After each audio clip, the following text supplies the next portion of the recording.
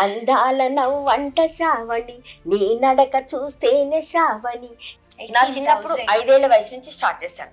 అమ్మ చూడాలి నిన్ను, నాన్నను చూడాలి. ఇవాళ రేపు మాట్లాడితే ఫ్రీ బస్ అని చెప్పేసి హల్చల్ జడుస్తుంది. అవునవును, తెలంగాణ బస్సు ఇది, ఎప్పుడు చూసిన రష్ ఇది, స్త్రీల ఫ్రీ బస్సు.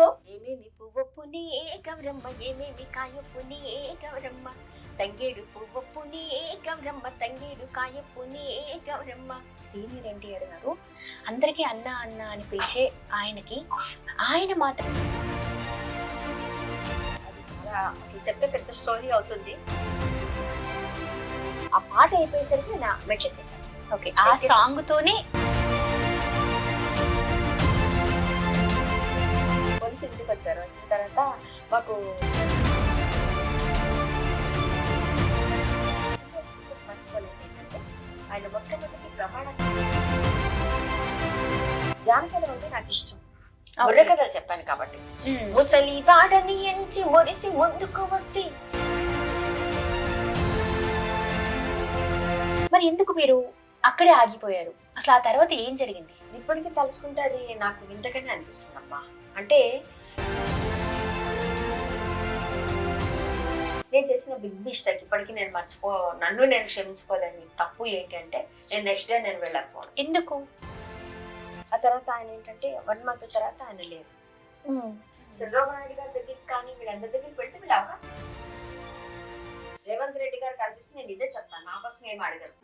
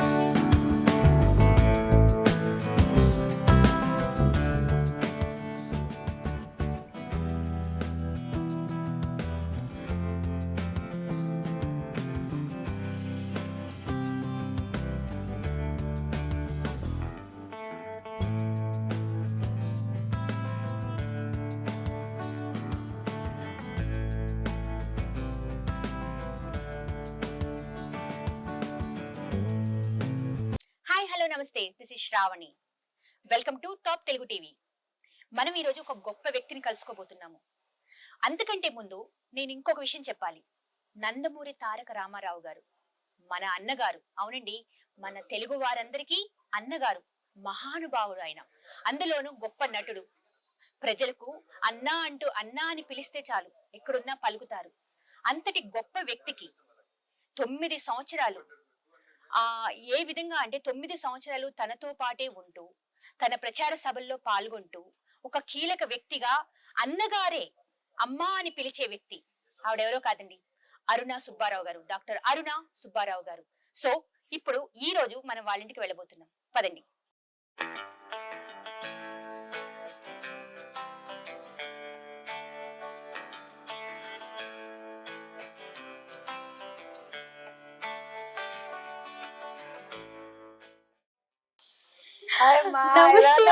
ఎలా ఉన్నారు? బాగున్నాను. మీరు ఎలా ఉన్నారు? సూపర్ అమ్మా. చాలా హ్యాపీగా ఉంది నాకు. Thank you. Even me to. మిమ్మల్ని జానపద కోకిల గాయని. ఏం చెప్పాలి ఇంకా, మీరు క్వీన్. అసలు మీ గురించి చెప్పాలంటే మాటలు లేవు. రండి మేడం, దీని గురించి చాలా మాటలు మనం మాట్లాడుకోవాలి. చాలా సంతోషంగా ఉందమ్మా. ఎందుకంటే మాతృదేవోభవ, పితృదేవోభవ, అతిథి దేవోభవ, ఆచార్య దేవోభవ, అతిథి దేవోభవ. అతిథిగా వచ్చారు, చాలా సంతోషం. నాకు నీ నవ్వు చూసిన నీ మాట నువ్వు అంటాను, నేను చిన్నమ్మాయి కదా. అయ్యో, ప్లెజర్ మామ్. మా మా అమ్మాయి మా అబ్బాయి వయసులాగానే ఉంది. అందుకనేసి నాకేంటంటే చూసి నాకు ఒక పాట గుర్తుకొస్తుంది నాకు. పాడనా? Please ma'am, we are waiting. Sravani Sravani మా శ్రావణి, శ్రావణి శ్రావణి మా శ్రావణి, అందాల నవ్వంట శ్రావణి, నీ నడక చూస్తేనే శ్రావణి, నీ మాట వింటేనే శ్రావణి, శ్రావణి శ్రావణి మా Sravani. Thank you ma'am, thank you. Wow, first నా పేరుతోనే నా సాంగ్ వచ్చేసింది. I'm very happy. నాకు కూడా చాలా Thank you, ma'am. సంతోషంగా ఉంది రా తల్లి, నాకు చాలా హ్యాపీగా ఉంది. ఎందుకంటే చాలా మంది వస్తారు, ఇంటర్వ్యూస్ చేస్తారు, వెళ్ళిపోతారు. కానీ నువ్వు ఇలా సడన్ గా సర్ప్రైజ్ ఇచ్చి నాకు కానీ లోపలికి వచ్చి మేడం వస్తున్నానని చెప్పి ఎలా వస్తున్నావు నాకు తెలియదు, కానీ సరదాగా ఇలా వచ్చేసి మాట్లాడుతూ చేస్తూ. సరే అయితే ముందు మంచినీళ్ళు తాగుదాం. Yes ma'am. ఫస్ట్ మంచినీళ్ళు, ఎందుకంటే Sure. వచ్చిన వాళ్ళకందరికి మంచినీళ్ళు ఇవ్వాలి. మా ఇల్లు చూడండి కొంచెం సింపుల్ గా ఉంటుంది. Yeah. నేను ఫస్ట్ నుంచి అంటే నేను దాదాపు 45 సంవత్సరాలు నా ఎక్స్పీరియన్స్. 45 సంవత్సరాల నుంచి అప్పుడు ఎలా ఉన్నాను, ఇప్పుడు అలాగే ఉన్నాను. అవును. నా జీవన విధానం ఇలాగే సాగుతుంది. నాకు పాటతోనే, పాట ప్రాణం అంటారు కదా, పాట ప్రాణం, పాటతోనే నా జీవితం సాగుతూ ఉంటుంది. ఇప్పుడు ఇవన్నీ ఇవన్నీ కూడా షీల్డ్స్ వచ్చాయమ్మా, ఇవన్నీ చూడండి చాలా షీల్డ్స్ వచ్చాయి నాకు. ఆల్మోస్ట్ మీరు 18,000 ప్రోగ్రామ్స్ చేసినట్టున్నారు కదా. 18,000 ప్రోగ్రామ్స్ చేశాను. 18,000. అవును, నా చిన్నప్పుడు 5 ఏళ్ల వయసు నుంచి స్టార్ట్ చేశాను. అమ్మ చూడాలి నిన్ను, నాన్నను చూడాలి, నాన్నకు ముద్దు ఇవ్వాలి, నీ ఒడిలో నిద్దురపోవాలి. ఆ పాట నుంచి మొదలు పెడితే ఇప్పటి వరకు ఎన్నో పాటలు, దాదాపు సినిమా పాటలు అయితే వేలల్లో పాడతాను. ఓకే. అంటే చిన్నప్పటి నుంచి పాడుతున్నాను కాబట్టి అవి బాగా గుర్తున్నాయి అనమాట. అలా పాడుతూ ఉంటాను. అక్కడి నుంచి స్టార్ట్ అయింది, పలకా బలప నుంచి స్టార్ట్ అయితే ఇదిగోండి ఇవన్నీ మెమరబుల్స్ అన్నమాట. చాలా వచ్చాయి, ఇంకా పెట్టడానికి ప్లేస్ లేక అన్ని ఇలా కానీ ఇలా ఒక్కొక్క ప్లేస్ లో అంటే ఒక్కొక్క దానికి ఒక్కొక్క హిస్టరీ ఉంది. చాలా హిస్టరీ ఉందమ్మా. అసలు చెప్తే ఇదంతా ఒకటి మీరు హోమ్ టూర్ పెద్ద చేసుకోవచ్చు, దాదాపు Yeah, ఒక yeah, 4-5 ఖచ్చితంగా. ఎపిసోడ్ చేసుకోవచ్చు. ఎందుకంటే నాకు లైఫ్ టైమ్ అచీవ్మెంట్ అవార్డు వచ్చింది, మస్కట్ లో ఇచ్చారు. మస్కట్ లో లైఫ్ టైమ్ అచీవ్మెంట్ అవార్డు ఇచ్చారు. ఢిల్లీ తెలుగు అకాడమీ నుంచి రాష్ట్రీయ వికాస్ శిరోమణి అవార్డు ఇచ్చారు. ఓకే. మన తెలంగాణ అంటే ఉమ్మడి ఆంధ్రప్రదేశ్ నుంచి కీర్తి పురస్కార్ ఇచ్చారు. అలాగే దాదాపు 14 కంట్రీస్ వెళ్ళాను నేను. 14 కంట్రీస్, ఒక్కొక్క కంట్రీకి రిపీటెడ్ గా వెళ్ళాను. ఓకే. అది ఇవన్నీ. అయితే ఇక్కడ ఉన్నాడే వీడు చిన్నోడు, వాడు మా మనమడు. వాడికి ఏంటంటే వాడికి 10 రోజుల వయసు ఉన్నప్పుడు ఫోటో అది. మా అబ్బాయి కోడలు. మీకు 2 పిల్లలమ్మా? అమ్మాయి అబ్బాయి. ఓకే. అమ్మాయి అబ్బాయి. మా పాప పాడుతుంది, మా బాబు పాడతాడు. మా బాబు డ్రమ్స్ కీబోర్డ్ వాయిస్తాడు, ఓకే. డ్రమ్స్ ప్లే చేస్తాడు, గిటార్ ప్లే చేస్తాడు. టోటల్ గా ఫ్యామిలీ అంటే ఒక మ్యూజిక్ అండ్ అవునమ్మా. ఓవరాల్ గా అన్ని కళల్లో మ్యూజిక్ అంటే మాకు బాగా ఇష్టము. మా నాన్నగారి నుంచి నాకు వచ్చింది. మీ గురువు మా నాన్నగారు. ఫ్యామిలీలో మీ మా ఫ్యామిలీలో మా నాన్నగారు. మా నాన్నగారు నాన్నగారి పేరు మ్యామ్? ఆయన పేరు ఏఆర్ రాజు, ఓకే. రఘునాథ్ రాజు ఆయన పేరు. ఓకే. మా నాన్నగారు. తర్వాత మా తమ్ముడు రామకృష్ణ, నాతో పాటు మంచి సింగర్ తను. ఆ తర్వాత second brother cinema direction and writer లో, దాంట్లో రైటింగ్ లో ఉన్నాడు. Last brother singer, tabla play చేస్తాడు. ఓకే. ఇంకే దాదాపు మా ఇంట్లో ఇలా ఉంది కాబట్టి నా పిల్లలు కూడా నా జీన్స్ వచ్చింది. మా అమ్మాయి మా అబ్బాయి ఇద్దరు చక్కగా పాడతారు. ఇప్పుడు నా మనవడు కూడా పాడుతున్నాడు, వాడు ఇంగ్లీష్ పాటలు, అమెరికాలో ఉంటాడు కదా అందుకని. ఇవన్నీ అమ్మా. నేను రామాయణ మహాభారతాలు మొదలుకొని బుక్స్ అంటే చాలా ఇష్టం నాకు, చాలా చదువుతాను పుస్తకాలు. ఓకే. ఇప్పటికీ పెద్ద బాలశిక్ష మొదలుకొని అవన్నీ ఉన్నాయన్నమాట నా దగ్గర. ఇది మా ఫ్యామిలీ పిక్, ఇది అంటే మా అబ్బాయి పెళ్ళప్పుడు అనమాట. మా అమ్మాయికి కూడా పెళ్ళయింది, అల్లుడి పిక్ ఇంకా పెట్టలేదు, నెక్స్ట్ టైం చూపిస్తాను మీకు. Sure ma'am. ఇది ఇక్కడ మస్కెట్ దుబాయ్ అంతా ఇక్కడ ఇచ్చారు మా లైఫ్ టైమ్ అచీవ్మెంట్ అక్కడ ఉంది చూడండి. Life time achievement. Potti Sriramulu విశ్వవిద్యాలయం నుంచి కీర్తి పురస్కారం వచ్చింది చూడండి. ఓకే. అలా అది డ్రాప్ లో ఉంది కదా, అది లైఫ్ టైమ్ అచీవ్మెంట్ అవార్డు. ఇది దుబాయ్, ఇది ఓకే. కీర్తి పురస్కార్. అది ఇట్లా ఇవన్నీ ఇక్కడ చూస్తే మీకు అర్థమైపోతుంది. ఇవన్నీ కూడా ఢిల్లీ తెలుగు అకాడమీ నుంచి వచ్చిన పురస్కారాలు అనమాట మొత్తం. మీకు అంటే లైక్ చాలా వరకు అంటే ఇప్పుడు 18,000 ప్రోగ్రామ్స్ అన్నప్పుడు ఎన్ని వేల అవార్డ్స్ అసలు మనం అసలు మీకు చెప్పడానికి వినడానికి మేబీ టైం లేదు అనుకుంటున్నాను. లేదు మా, ఎందుకంటే చాలా మందికి ఎన్నో వచ్చుంటాయి, నాకు వచ్చినవి ఇవి. కాకపోతే నాకు ఇంకా ఇష్టం ఏంటంటే ఇంకా చెయ్యాలి, ఇంకేదైనా అచీవ్మెంట్ చేయాలి, ఇంకా సాధించాల్సింది చాలా ఉంది అన్న ఉద్దేశంతో ఉంటాను. అది డాక్టరేట్. అది ఓకే. డాక్టరేట్ అమ్మా, సర్టిఫికేట్ డాక్టరేట్. అది అలాగే ఏంటంటే 100 నిమిషాల్లో 100 జానపద గీతాలు చేశాను. Yes that is the world record. అవును, అంటే like one Limca book of Limca record book feat అన్నమాట, అది ఫీట్ చేశాను.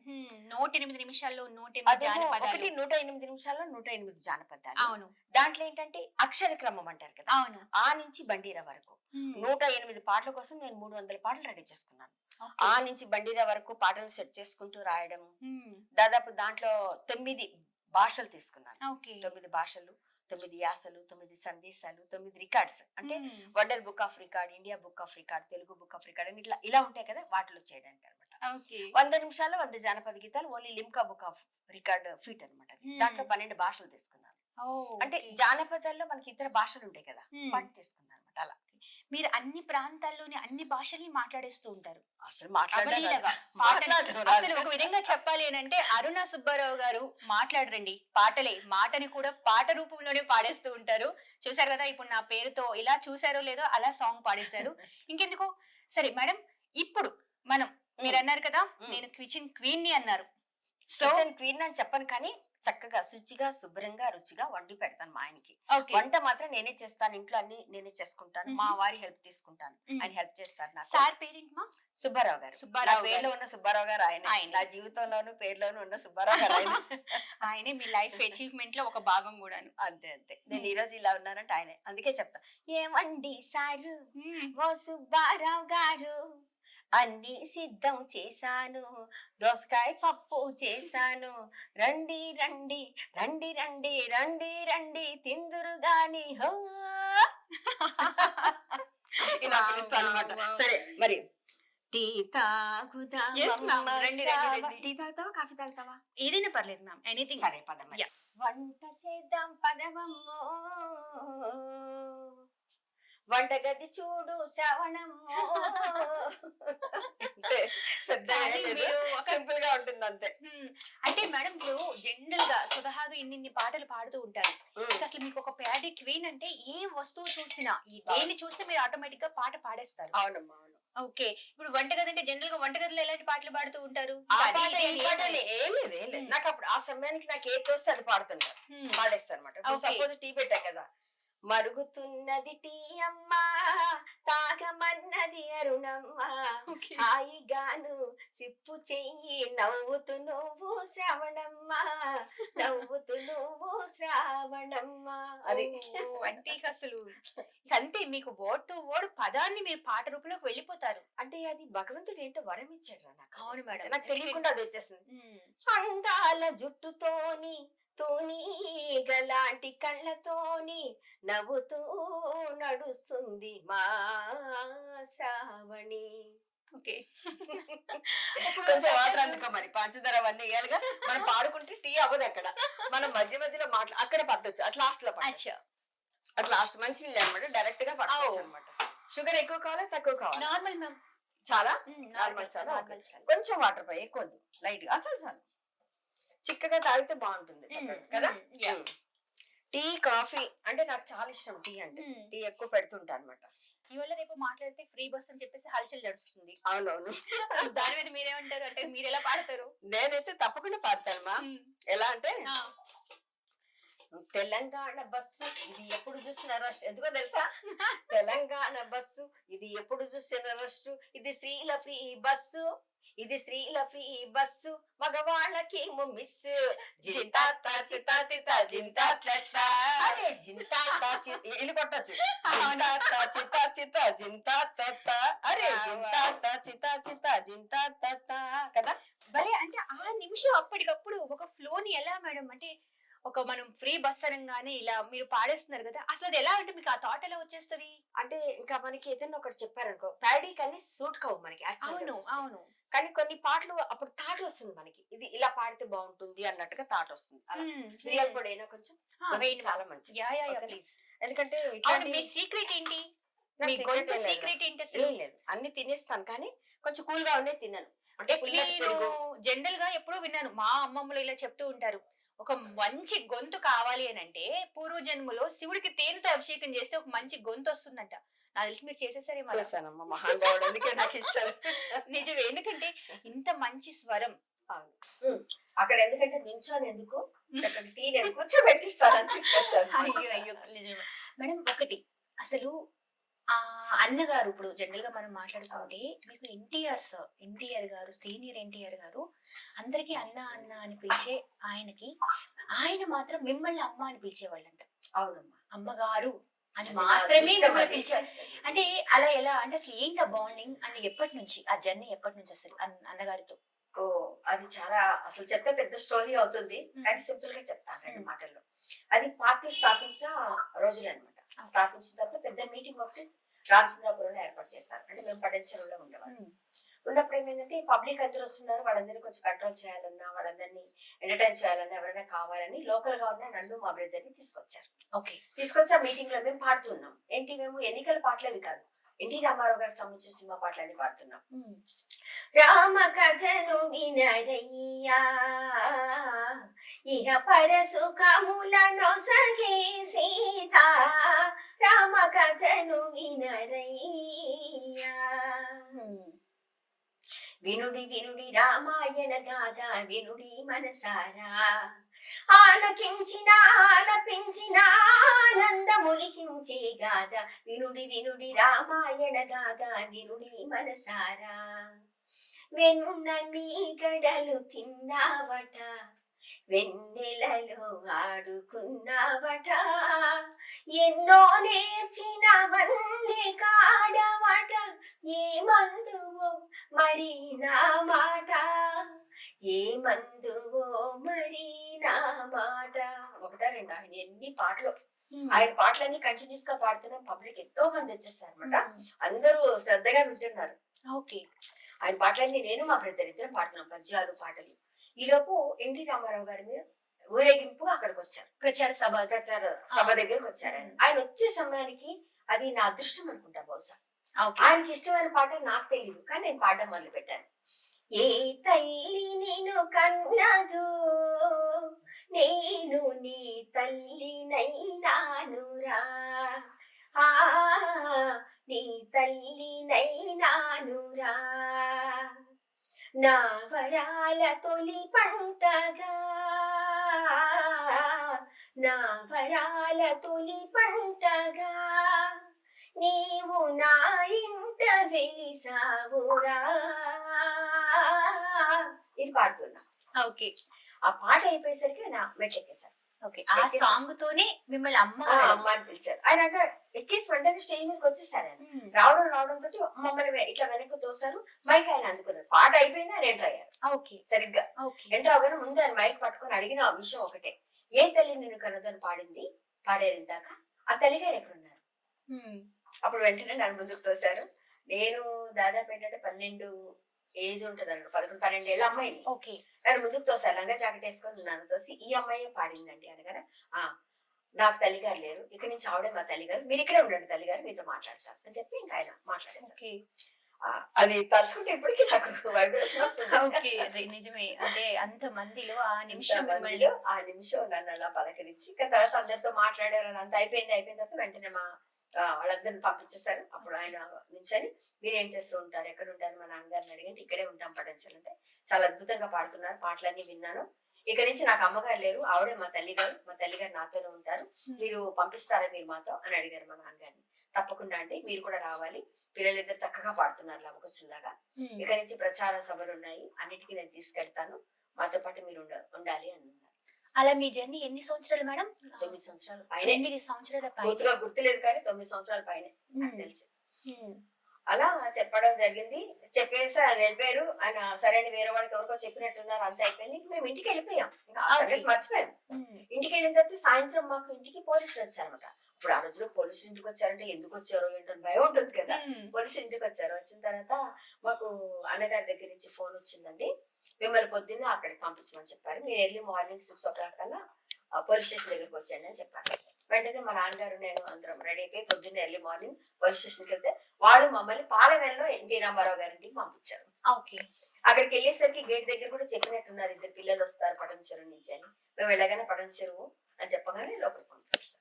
మొట్టమొదటిసారిగా ఆయన ఇంట్లో కడుగుతుంది. ఎంతో మంది బయట అంతా జనం తోసుకుంటున్నారు ఆయన చూడడానికి బయటకు వస్తే. అప్పుడు లోపలికి వెళ్ళగానే ఆయన కూర్చొని ఉన్నారు చక్కగా. ఆయన కింద కూర్చున్నారు చాలా వరకు. ఆయనకి కాళ్ళకి నమస్కారం చేస్తాం మాట్లాడిన తర్వాత. ఏమైనా తిన్నారా అని అడిగారు ముందు ఆయన. మొట్టమొదటి క్వశ్చన్ అది. అడిగితే మేము పిల్లలే కదా ఇలా ఇలా అడ్డంగా ఎందుకేస్తాం చెప్తే మనం పర్లేదండి తిన్నాను. లేదు పసిపిల్లలు ఎప్పుడు అబద్ధం చెప్పారు. మీరు ముందు తినండి రా వెళ్ళి అని లోపల పంపించారు మా ఇంటికి. వాళ్ళు వచ్చి వేరే వాళ్ళు తీసుకెళ్లారు. చక్కగా తిన్నాము. వచ్చి కూర్చున్న తర్వాత అప్పుడు ఆయన చెప్పారు, మేము ప్రచారానికి వెళ్తున్నాము, మాతో పాటు మీరు రాగలరా, మీకు ఇబ్బంది ఏం లేదు కదా అన్నారు. లేదండి వస్తాము. మరి వీళ్ళ చదువు ఎలాగంటే అది పర్వాలేదండి మేము అడ్జస్ట్ చేసుకుంటాం దాన్ని. అంటే ఎలా మేడం అప్పుడు మరి దాన్ని దీన్ని ఎలా మెయింటైన్ చేశారు మీరు? ఇంకా మెయింటైన్ చేస్తాం స్కూల్లో కూడా. ఎందుకంటే స్కూల్లో కూడా మాకు స్కూల్ తరఫు నుంచి జిల్లా స్థాయిలో రాష్ట్ర స్థాయిలో ఎన్నో బహుమతులు సాధించి పెట్టాం. స్కూల్ కూడా మంచి పేరు ఉంది. అందుకనేసి ఏంటంటే స్కూల్ వాళ్ళు కూడా పర్లేదు మీరు వెళ్ళండి మేము అడ్జస్ట్ చేస్తాం. ఇంకోటి మెరిట్ స్టూడెంట్స్ కూడా. ఓకే, ఇటు చదువులోను ఇటు కళలోను రెండింటిలోను అలా ఎన్టీ రామారావు గారితో మొట్టమొదటిసారి మేము వెళ్ళిపోయింది ఆంధ్ర సైడ్ కారంచేడు వెళ్ళాము. పురంధేశ్వర గారి ఇంట్లోకి అడిగి పెట్టాము. ఆయన కోసమే మొట్టమొదటిసారి వెళ్ళాము, వెంకటేశ్వరరావు గారి కోసం. ఎన్టీ రామారావు గారు అల్లుడు గారి ఇంటికి ఎంటర్ అవ్వడం జరిగింది. అక్కడి నుంచి పల్లెలు ఆయనతో పాటు వెళ్ళేవాడు. మేము వెళ్ళగానే పాట స్టార్ట్ అయ్యేది. మా తెలుగు తల్లికి మల్లెపూ దండ మా కన్నా తల్లికి మంగళారతులు ఉందిలే మంచి కాలం ముందునా అందరూ సుఖపడాలి నందనా ఉందిలే. ఇలా మా పాటలు సాకుంటూ వెళ్ళగానే ప్రజలు ఎలా వచ్చేవారంటే సినిమాలో చూపిస్తారు కదా పరిగెత్తుకుంటూ వస్తారు, వాళ్ళందరూ వచ్చి ఊగిపోయేవారు. అప్పుడు ఎన్టీ రామారావు గారు బైక్ తీసుకొని మాట్లాడేవారు అనమాట. అప్పుడు అందరు రాగానే అప్పుడు ఆయన బైక్ తీసుకొని ఆయన మాట్లాడేవారు. అలా మాకు ఒక్కొక్క ఊరికి వెళ్ళేసరికి లేట్ అయిపోయేది. 2-3 ఊర్లు అలా వెళ్ళాం వరుసగా. లేట్ అయిపోతుందని అప్పుడు ఎన్టీ రామారావు గారు ఏం చేస్తారంటే, లేదు వీళ్ళ కోసం ఇంకో చిన్న రథం తయారు చేయండి, మళ్ళీ పబ్లిక్ రావడము మళ్ళీ మాట్లాడడము టైం పడుతుంది కాబట్టి ముందు వీళ్ళు వెళ్ళగానే వెంటనే మనం వెళ్ళిపోదాం అని చెప్పి అక్కడ ఆ ఊరు దగ్గరికి వెళ్ళగానే పబ్లిక్ అందరూ వచ్చి నుంచినవారు. అంటే స్టేజ్ అది ఏమి ఉండేది కాదు, అది నుంచి మేము పాట పాడగానే అందరూ వచ్చేసేవారు. పబ్లిక్ అందరు రాగానే అప్పుడు ఈయన రామారావు గారు వెంటనే ఈయన చైతన్యరథం వచ్చేస్తుంది, ఆయన మాట్లాడేవారు. ఆ తర్వాత మాకు సైడ్ చేసేవారు, మీరు వెళ్ళిపోతారు అని. మా వెనక ఒక జీపు కారు మన బుల్లెట్స్ తో పాటు పోలీసులు ఇలా మాతో పాటు కొంతమంది వచ్చేస్తారు అనమాట. జస్ట్ పక్కన ఊర్లే 2-3 కిలోమీటర్ల దూరంలో ఉంటాయి కదా, 2-3-4-5 కిలోమీటర్ల దూరం అట్లా. అప్పుడు అయితే ఖాళీ కదా, ఇంకా ట్రాఫిక్ లేదు. అంటే ఇన్ని ప్రాంతాలకు తిరిగేవాళ్ళు. అవును. మళ్ళీ మీరు ఒకదాంతో ఒకటి సంబంధం లేకుండా అంటే ప్రాంతీయ భాషకు తగ్గట్టుగా అక్కడ జనాలకి అర్థమయ్యేలాగా ఆ స్లాంగ్ లో ఎలా మేడం? అంటే అసలు అంటే ఇప్పుడు చిన్నప్పటి నుంచి సినిమా పాటలు పాడడం బాగా అలవాటు. అంటే బాగా మా నాన్నగారు నేర్పించారు కాబట్టి అక్కడ పల్లె ప్రజల్ని ఆకట్టుకోవడానికి అంటే పార్టీ పాటలు ఇలా అలా మా పాటలు ఏమి ఉండేవి కాదు. అన్ని సినిమా పాటలే పాడేవాళ్ళం, పబ్లిక్ ఇష్టమైన పాటలు. పట్టుకో తెల్ల చీర చుట్టుకో వెళ్ళకోక కోడెకారు చిన్నవాడ నేను ఓపలేనో ఇవన్నీ కాడ. ఇలా ఎన్ని అంటే ఒక పాట ఇదని కాదు, అది కాదు.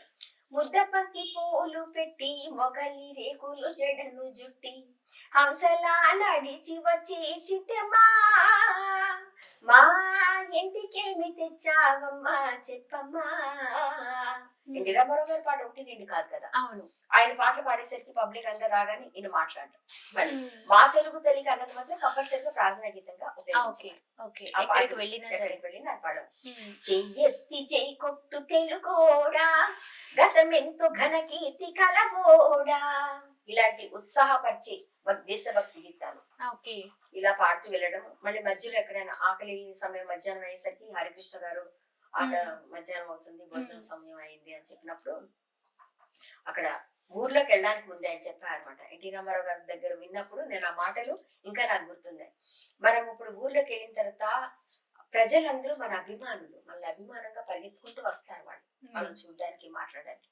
ఆ సమయంలో మనం భోజనం చేయడానికి మాట్లాడడానికి కుదరదు అని చెప్పేసి ఆయన ఊరు మధ్యలో అంటే వేరే ఊరికి వెళ్ళడానికి ముందు ఎక్కడన్నా ఒక దగ్గర తోట కనిపిస్తే అక్కడ ఆపేసేయండి అని చెప్పేసి చుట్టూ వెహికల్స్ ఇట్లా నుంచి పెట్టేసి మధ్యలో పెద్ద జంబుకాన పరిచేసేవారు.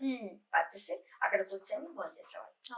మేమేమో నేను వెళ్ళిపోయి ఆయన పక్కనే కూర్చునేదాన్ని. నాకేంటంటే చిన్నప్పటి నుంచి ఆయన సినిమాలు చాలా చూసాను. చూసిన తర్వాత ఆ సినిమాలో ఆయన ఇలా డాన్స్ చేస్తారు, ఆయన అలా చేస్తారు, అవి గుర్తుకొచ్చాయి అనమాట. ఇటు చూస్తూ సడన్ గా ఆయనకే చూస్తాను, ఈయనే కదా ఆయన చేసింది, ఆయన కాదు ఆయన అంటే ఒక చిన్నతనం ప్లస్ ఆయనతనం, ఆయన కాదే ఆయనతో ఆయన కదా ఆయనే కదా ఇలా డాన్స్ చేస్తారు ఇలా చేస్తారు, అవి గుర్తుకొచ్చి నేను నవ్వుకుంటే ఆయన మధ్యలో చూసి ఇలా అనేవారు. చేసి ఇక్కడ భోజనం చేసేటప్పుడు దగ్గరికి వెళ్తే మా నాన్నగారు వచ్చేయండి అని పిలిచారు అనమాట. ఉమ్. ఒకసారి వచ్చేస్తుందని నేను, కానీ ఒకసారి కూర్చోమని చెప్పేవారు. కూర్చొని పెట్టండి ఆకు, అన్నం మెతుకుల కింద పడేయకూడదు, జాగ్రత్తగా తినాలి, పొరకు పోసుకోకూడదు, ఉమ్. అన్నం మొత్తం తినాలి, పెట్టిందంతా తినాలి. ఎలా రిసీవ్ చేసుకునేవాళ్ళు మేడం ఫ్యామిలీ అంతా? ఇప్పుడు ఎన్టీ రామారావు ఎన్టీ రామారావు గారి కుటుంబ సభ్యులందరూ కూడా చాలా మంది నాకు తెలుసు. ఆయన చిన్న కూతురు వివాహం జరిగినప్పుడు కూడా గండిపేటలో జరిగింది. ఉమ్. అప్పుడు కూడా ఆయన అందరిని ఆహ్వానిస్తుంటే మేము అక్కడ ఆగిపోయాం. ఆయన ఎదురుగా అందరిని పిలుస్తూ, అంత పెద్ద ఆయన అందరిని పిలుస్తూ, అంటే మాకు తెలియదు అంత పెద్ద ఆయన ఆహ్వానిస్తున్నారు ఆయన అందరినీ. ఉమ్. అంటే వచ్చిన బంధువులు ఆహ్వానిస్తుంటే ఈయన పిలుస్తున్నారని పక్కకి వెళ్ళిపోయావా, ఏమో అక్కడ దాక్కున్నారు, రండి అని తీసుకెళ్ళి మా ఇద్దరు భుజం మీద చేసి పిలిచి, బాలకృష్ణ గారిని పిలిచి చెల్లాయిని తమ్ముడి లోపలికి తీసుకెళ్ళంటే మా ఇద్దరు నన్ను భుజం మీద చేతులు వేసుకొని తీసుకెళ్తే, ఆ రోజు ఆ పెళ్లికి వచ్చిన వాళ్ళు శారద గారు, చిరంజీవి గారు, మురళీమోహన్ గారు, ఇట్లా ఎంతమంది వచ్చారు. సినిమా వాళ్ళకి అందరూ చూస్తూ ఉన్నాను మేము ఉత్సాహంగా. కొన్ని ప్రోగ్రామ్స్ కి వెళ్ళినప్పుడు కూడా మాకైతే కొన్ని మెమరబుల్స్ ఏంటంటే, ఎదురుగా ఒకసారి మేము కాంగ్రెస్ మీటింగ్ ఏదో జరుగుతుందో ఆ పక్క నుంచి వెళ్తున్నాం. మన కృష్ణ గారు, జమున గారు వీళ్ళందరూ ఉన్నారు. అక్కడికి వెళ్ళగానే ఇంకా గట్టిగా పాట పాడిస్తాను. కృష్ణ గారు సూపర్ గా పాడుతున్నారు అన్న, పాడండి పాడండి పిల్లలని అలా ఆపి మాతో మళ్ళీ పాడించుకున్నారు. అప్పుడు కృష్ణ గారి పాటలు కూడా పాడి వినిపించాం. అక్కడ వాళ్ళు ఎగ్నిష్టం అనేది మాకు కాదు, వాళ్ళు సినిమా యాక్టర్స్ ఒకటి. అదే ఇక్కడ పార్టీలకు అతీతంగా వేరే వాళ్ళు కూడా వచ్చి మా పాటలు వినేవారు. అంటే వేరే పార్టీ వాళ్ళు కూడా మా పాటలు వినేవారు. పాటల కోసం కూడా వచ్చేవాళ్ళు చాలా మంది ఉండేవారు. అంటే కొంతమంది వచ్చేసరి అజెండా పట్టుకొని ఇక్కడికి వెళ్ళారంట అనుకున్న సందర్భాలు కూడా ఉన్నాయి. ఇంకొక మర్చిపోలేదు ఏంటంటే, ఆయన మొట్టమొదటి ప్రమాణ స్వీకారోత్సవానికి ప్రార్థనా గీతం పాడిన ఘనత కూడా నాకే దక్కింది. లాల్ బహదూర్ స్టేడియం లో. అలా జర్నీ చాలా ఉందమ్మా, చెప్పుకుంటూ వెళ్తే చాలా అలాంటి జర్నీ మేడం. అంత క్లోజ్ ఆ మనిషితో, ఆ అంతటి మహానటుడితో, మహానుభావుడు ఆయనతో ఇంత క్లోజ్ గా ఉండి, మరి మీరు ఒక చైల్డ్ ఆర్టిస్ట్ గా కానీ, అంటే మీరు జనరల్ గా చాలా బహు ప్రజ్ఞాశాలి అని కూడా విన్నాను, రైట్? అంటే చిన్న టాలెంట్ ఉంటేనే దాన్ని పట్టుకొని వెళ్ళిపోయి చేసేవాళ్ళు అనేది ఎక్కువ. అలాంటిది అసలు మీరు ఎందుకు, అంటే మూవీస్ లోకి ఎందుకు వెళ్ళలేదు? అప్పుడు మనం ఇప్పటిలాగా ఈ రోజు వచ్చిన వాళ్ళు రేపు ఉండరు అనేది కూడా లేదు, అవునా? మా నాన్నగారికి పెద్దగా ఇంట్రెస్ట్ లేదు, వాటి మీద ఇంట్రెస్ట్ లేదు. కానీ నా చిన్నప్పుడే సర్గం రికార్డింగ్ కంపెనీ నుంచి కూడా మాకు మంచి ఆఫర్ వచ్చింది. ఓకే. అతను ఎన్టీ రామారావు గారు కూడా ఇలా ఎన్ని రోజులు పాడినా సరే ఇది కరెక్ట్ కాదు, శాస్త్రీయ సంగీతం నేర్చుకుంటే బాగుంటుందని రామకోట మ్యూజిక్ కాలేజ్ లో జాయిన్ చేశారు. అది కూడా శాస్త్రీయ సంగీతం నేర్చుకున్నాను. ఓకే. అది పునాది మాకు. అదే అసలు మేడం మీకు ఏమేమి వచ్చు? అంటే ఈ అరుణ గారు అంటే తనని రైటర్ అనాలా, డబ్బింగ్ ఆర్టిస్ట్ అనాలా, యాంకరింగ్ అనాలా, లేదా మేనేజ్మెంట్ స్కిల్స్, అంటే ఈవెంట్ మేనేజింగ్ వర్క్స్ చేశారు అని ఏం చెప్పాలి మిమ్మల్ని, అసలు మీ గురించి ఏంటి? అదేంటంటే ముందు ఒక సింగర్ గా చెప్పాలి, సింగర్ కాబట్టి. ఆ తర్వాత శాస్త్రీయ, ఇప్పుడు చాలా మందికి తెలియదు జానపద గాయని అంటే జానపదాలు అనుకుంటారు. కాదు, జానపదం పాడినా ఏ పాట పాడినా శాస్త్రీయం అనేది తెలియదు, శృతిలయ్యే తెలియకపోతే ఏ పాట కదా. అయితే శాస్త్రీయ సంగీతం నేర్చుకున్నాను. అది నేర్చుకుంటూనే లలిత సంగీతం నేర్చుకున్నాను పివి సాయిబాబా గారి దగ్గర. సినిమా పాటలన్నీ మా నాన్నగారు నేర్పించారు, గైడ్ చేస్తారు, పోటీలు అన్నింటిలో పార్టిసిపేట్ చేస్తాను. అలాగే నాకు రైటింగ్ అనేది, మా నాన్నగారు రైటర్ కాబట్టి నాకు రాయడం వచ్చింది. ఆల్ ఇండియా రేడియోలో మాది మేము రాసుకునే వాళ్ళం మ్యాటర్, దానికి లైవ్ లో మాట్లాడాల్సి వచ్చేది. అప్పుడు యాంకరింగ్ చేస్తుందని, ఆల్ ఇండియా రేడియోలో యాంకరింగ్ చేస్తుందని. బుర్రకథ చెప్పాను కాబట్టి యాక్టింగ్ వచ్చు. అలాగే రేడియోలో నాటకాలు వేశాను కాబట్టి యాక్టింగ్ వచ్చు. ఆ తర్వాత డబ్బింగ్ అంటే ఇష్టంతో నా అంతా నేనే డబ్బింగ్ నేర్చుకున్నాను. టీవీ చూస్తూ ఎలా మాట్లాడాలని లిప్ సింక్ చేసుకుంటూ చేసి ఓన్ గా ఏవైనా సరే. ముందు మా నాన్నగారు ఇలా కొంచెం మాకు ఎట్లా అంటే కొంచెం నేర్పిస్తూ దాన్ని పెంచుకోవడానికి ట్రై చేస్తాను అనమాట. సో ఇక్కడ మీ గురువు అంటే మీ నాన్నగారు? మా నాన్నగారు మొట్టమొదటి గురువు నాన్నగారు. మరి మీ ఇన్స్పిరేషన్ మేడం? ఇన్స్పిరేషన్ నాకు చాలా మంది ఉన్నారు, పెద్ద పెద్ద వాళ్ళు, ఒకరు ఇద్దరు కాదు, చాలా మంది ఉన్నారు నాకు. అంటే ఒకటమ్మా, మన వెనక నుంచోనో లేదా ముందు నుంచోనో చప్పట్లు కొట్టిన వాళ్ళకంటే మనకు చేయూతనిచ్చి ముందుకు నడిపిస్తారు చూడు, వాళ్ళని ఎప్పుడు గుర్తు చేసుకుంటాను నేను. నాకు అలా గుర్తు ఇచ్చిన వాళ్ళలో సంగీతం నేర్చుకునే అవకాశం కల్పించిన మహానుభావులు ఎన్టీ రామారావు గారు, తర్వాత పివి సాయిబాబా గారు లలిత సంగీతం నేర్పించారు. పివిఆర్కే ప్రసాద్ గారు, ఆయన కమిషనర్ గా ఉన్నారు. ఆయన చొక్కాపు వెంకటరమణ గారు. నాకు సంగీతం, శాస్త్రీయ సంగీతం నేర్పించిన గురువు, మొట్టమొదటి గురువు రేవతి రత్నస్వామి గారు, ప్రేమ రామూర్తి గారు, జయలక్ష్మి గారు, వరలక్ష్మి గారు. అలాగే ఇప్పుడున్న చాలా మంది పెద్ద పెద్ద వాళ్ళు చాలా మంది ఉన్నారు నా వెనక. కిషన్ రెడ్డి గారు కూడా చాలా ప్రోత్సహిస్తారు ఇప్పుడు కూడా. మన కిషన్ రెడ్డి గారు కానీ, పార్థసారథి గారు, రమణాచారి గారు, ఇలా చాలా మంది ఉన్నారు. ఎందుకంటే వీళ్ళందరూ నేనంటూ ఏంటో తెలియనప్పుడు ఈ అమ్మాయికి టాలెంట్ ఉంది అని, అంటే సెకండ్ ఇన్నింగ్స్ ఇది. మొట్టమొదటి అప్పటిదాకా అలా సాఫీగా నడిచిపోయింది. మాకు ఇల్లు లేదంటే ఎన్టీ రామారావు గారు అప్పటికప్పుడు ఫోన్ చేసి మా కోసం స్థలం ఏర్పాటు చేయడం జరిగింది. జానపదం అంటే నాకు ఇష్టం. బుర్రకథలు చెప్పాను కాబట్టి. ముసలి వాడని ఎంచి మురిసి ముందుకు వస్తే రాలిపోదువు రాచ బిడ్డ అభిమన్య కూలిపోదువు కుర్రవాడ అభిమన్య తందానా తందానా దేవనందనానా తరిగిట ఝంతరిత. ఇది జానపదం కోసం. ఇది సా సానిద పదని దాద పమ పాదమ గమ పదని సానిద పమని ద పమగ గమ పద మగరి సమా గమ పదమ పదని ససని ని సదా గమ పద పదని సానిద పమ గమని దమ పదమ పదని సమాగరి సరి సానిద ప సానిద పమ గమ పదని ప్రో చేవా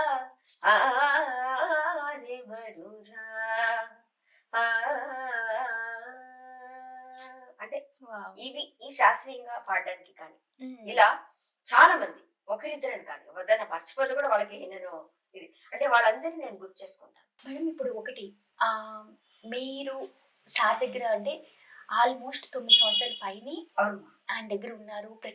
ప్రతి ప్రోగ్రామ్ లోను ఎస్పెషల్లీ ఆయన సీఎం గా వెళ్ళారు అంటే మొదటి పాట మీరే పాడాలి.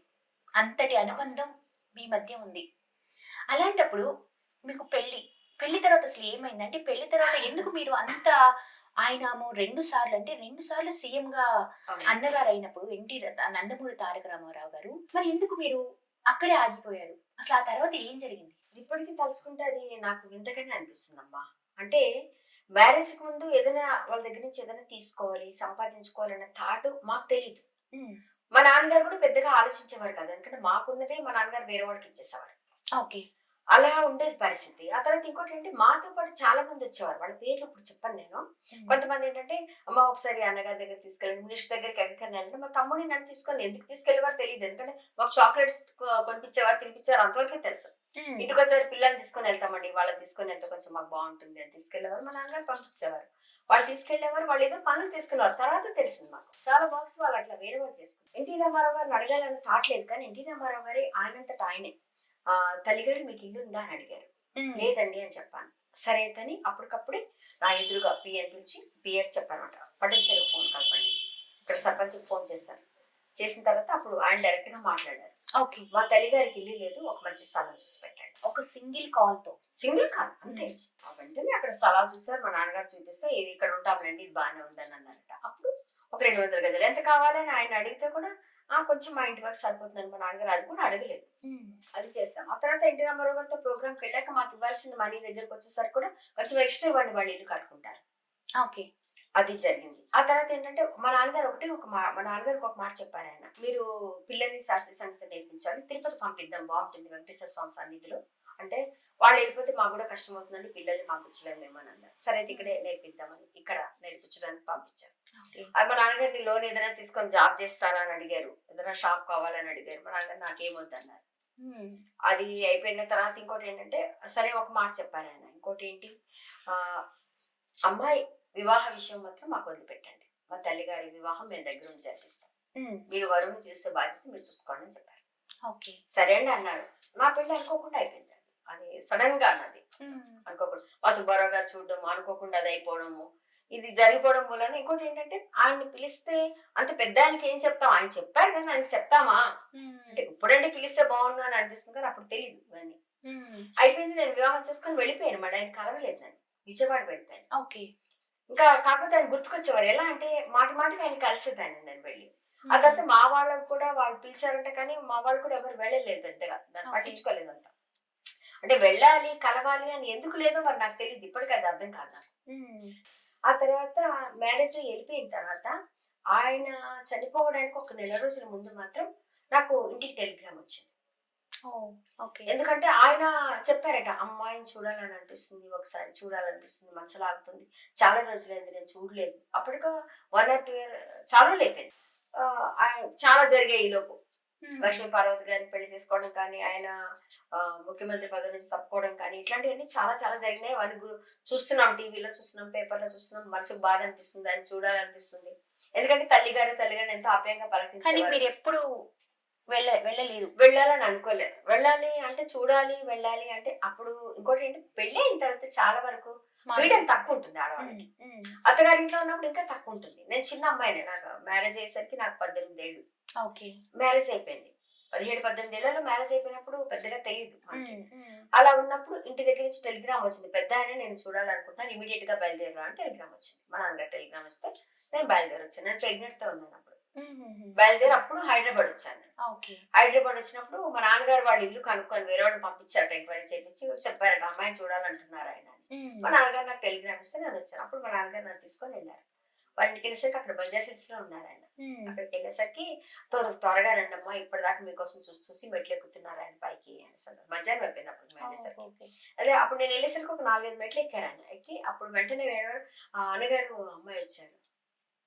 వెంటనే ఆయన ఇలా తిరిగి చూసి గబగబా వచ్చారు, కిందకి దిగి వచ్చారు. కొంచెం చాలా వీక్ గా ఉన్నారు. అయితే ఆయన చూడగానే కాళ్ళకి నమస్కారం చేసి బోర్మని ఏడ్చేసాను నేను. ఆయన కూడా కళ్ళమ్మ నీళ్ళు పెట్టుకున్నారు, తలమ చేసారు. అలా ఉండి అంటే ఇద్దరం అలా ఉండిపోయాం అంతే. ఏడుస్తూనే ఉన్నాను నేను, ఆపకుండా ఎక్కి ఏడ్చాను. అలా ఊరుకొని తర్వాత నా తల మీద చేసి ఎలా ఉన్నారు తల్లిగారు, వివాహం చేసుకున్నారా, మాకు చెప్పలేదే అని అడిగారు. చెప్పే అవకాశం రాలేదు, చెప్పలేదు, నాకు తెలియదు అంతగా అంటే.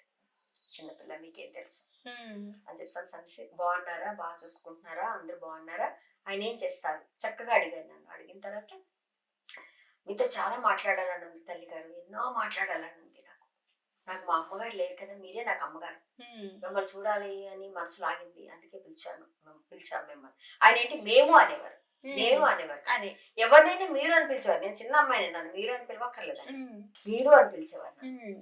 చూడాలి, మాట్లాడాలనిపించింది, చాలా మాట్లాడాలి తల్లిగారు మీతోటి, చాలా మాట్లాడాలి. కానీ ఇప్పుడు మాట్లాడే పరిస్థితుల్లో మేము లేము, రేపు రాగలరా మా కోసం అన్నారు.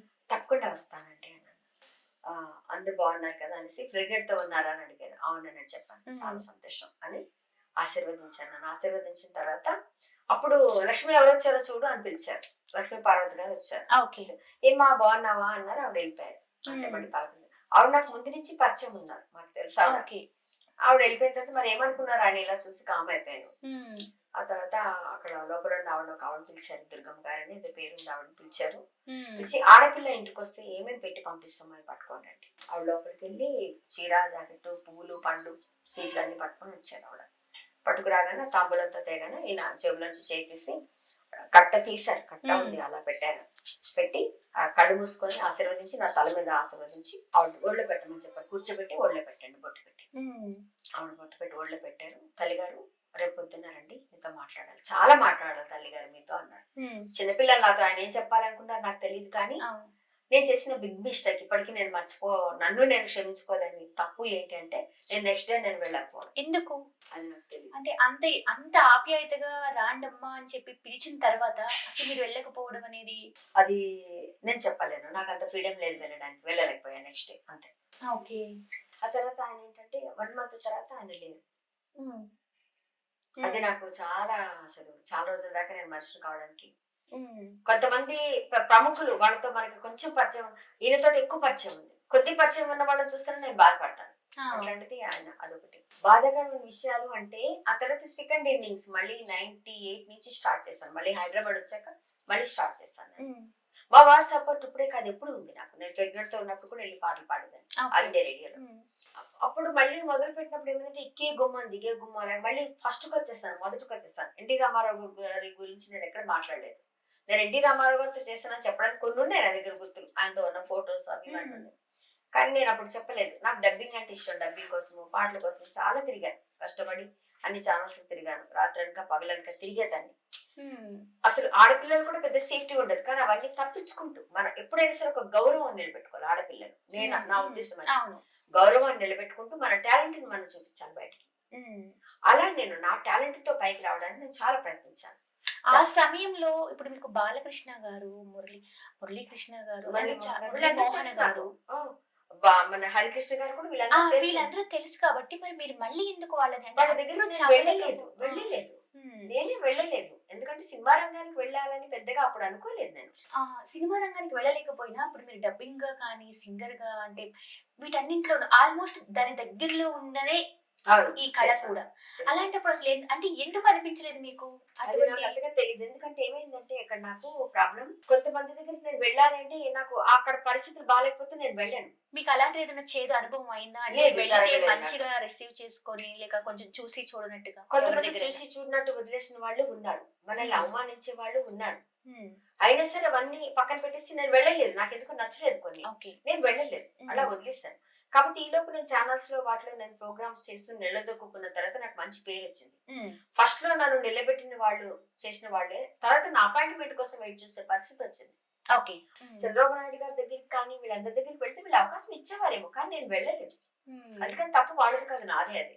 ఓకే. మీరు ఈలోపు నేను ప్రోగ్రామ్స్ ఏంటంటే, ప్రోగ్రామ్స్ చేసుకోవడం, నా వెనుక ఒక 10, 20 మందిని కూడబెట్టుకోవడము. మన ట్రెడిషనల్ అంటే మనం మనం చేసే పనులేంటి, ట్రెడిషనల్ అంటే నాకు చాలా ఇష్టం. మన హ్మ్. సాంప్రదాయాలంటే చాలా ఇష్టం. హ్మ్. నేను అప్పుడు ఇప్పుడెప్పుడు ఇలాగే ఉంటాను. మీకు అవును. తెలుసనుకుంటా. అవును. అవును. ఎప్పుడు ఇలాగే ఉంటాను. ఈ హ్మ్. సాంప్రదాయాలు ఇష్టం కాబట్టి సాంప్రదాయ పాటలు, పెళ్లి పాటలు, లాలి పాటలు, జోల పాటలు, స్త్రీలు పాడుకునే పాటలు, పండగల పాటలు. హ్మ్. పండగకి మనకి ప్రతిదానికి ఒక ప్రత్యేకత ఉంటుంది. ప్రతిదానికి ఒక పాట ఉంటుంది మనకి. హ్మ్. ఇలా ఇవన్నీ ఎంచుకొని ఒక 20 మందిని ఒక టీమ్‌గా చేసుకున్న తర్వాత ఈ ప్రోగ్రామ్స్ వస్తే నీకు అటు ఎళ్ళాల్సిన అవసరం నాకు రాలేదు. ఓకే. అంటే ఈ ప్రోగ్రామ్స్ బిజీగా ఉన్నాను కాబట్టి ప్రత్యేకంగా ఎళ్ళాలని అనిపించలేదు నాకు. హ్మ్. నేనేమనుకుంటానంటే టాలెంట్ ఉన్నప్పుడు పిలుస్తారు కదా అనే ఉద్దేశం నాది. అది. హ్మ్. ఒకప్పుడు పిలిచేవారు. అవును. ఇప్పుడు పిలవట్లేదు. హ్మ్. టాలెంట్ ఉన్నా లేకపోయినా పేరుంటే సరిపోతుంది. లేకపోతే ఏదో వెరైటీగా ఉంటే సరిపోతుంది అనేది ఉంది. కానీ ఒకటేంటంటే నిలబడి నీళ్లు తాగడం నాకు అలవాటు, పరిగెత్తను. ఓకే. ఒకటి. ఇప్పుడు నేను ఒక జడ్జి ప్లేస్‌లోకి గెస్ట్‌గా వచ్చేసిన తర్వాత నేను మళ్ళీ పార్టిసిపెంట్‌గా వెళ్ళలేను. అవును. ఇలాంటియన్నీ కొంచెం నాకు మైనస్ పాయింట్స్. నేను హ్మ్. ఇప్పటిదాకా ఏ ఛానెల్‌కి ఇవి చెప్పలేదు నేను. ఫస్ట్ టైమ్ హ్మ్. చెప్తున్నా శ్రావణి అడిగినందుకు.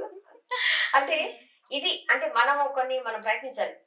ఏది తనంత తానై నీ దరికి రాదులే, శోధించి సాధించాలి, అది ఏ ధీర గుణం కదా. అవును. అవును మ్యామ్. ఇది. నిజమే. అందుకని మనమే సాధించాలి, వెళ్ళాలి. హ్మ్. కాకపోతే ఇప్పుడు అవకాశాలు వస్తున్నాయి. ఒక హ్మ్. వెరైటీ వాయిస్ ఉంది నాకు.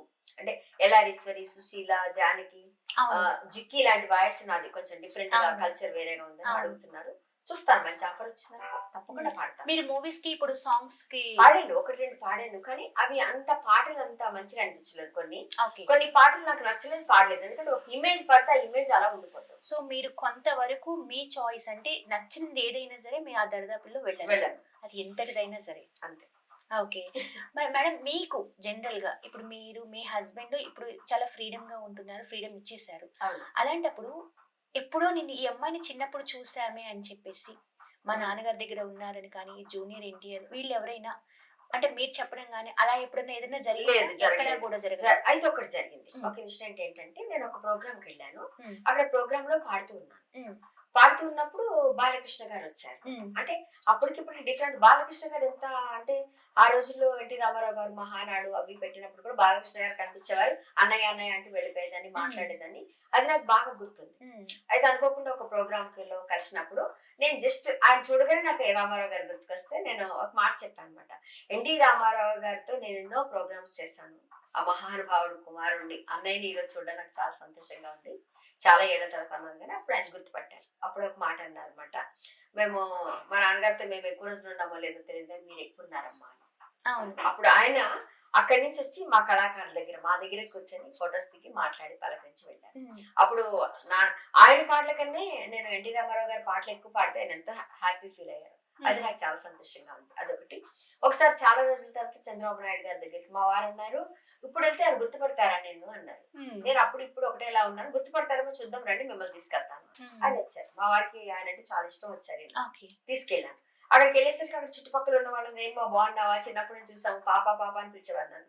బాగున్నారా పాప? బాగున్నారా? ఎలా ఉన్నారు?" అని అందరూ పలకరించారు. "రండమ్మా" అన్నారు. "ఒకసారి ఆయన కలవాలండి" అని చెప్పాను. సరేమ్మా అని ఎళ్లి చెప్పారట. "ఆ చిన్నప్పుడు అమ్మాయి వచ్చిందండి" అని. హ్మ్. చంద్రబాబు నాయుడు చెప్తే వీళ్ళందరిని పంపించేసి మాట్లాడతాను, అక్కడ కూర్చోబెట్టి చూడండి అమ్మాయిని అన్నారంట. మా వారిని నన్ను ఒక రూమ్ లోకి తీసుకెళ్ళి అక్కడ కూర్చోబెట్టారు. మాకు టీ కాఫీలు అవన్నీ ఇచ్చారు, స్నాక్స్ ఇచ్చారు అనమాట. మా వారు అన్నారు అందరికి ఇస్తారా మనకే ఇస్తారంటే అందరినీ చూడండి ఒకసారి, అందరు నుంచున్నారు, మళ్ళీ లోపల తీసుకొచ్చి కూర్చోబెట్టారు కాబట్టి పర్లేదు గుర్తుపట్టారని చెప్పా.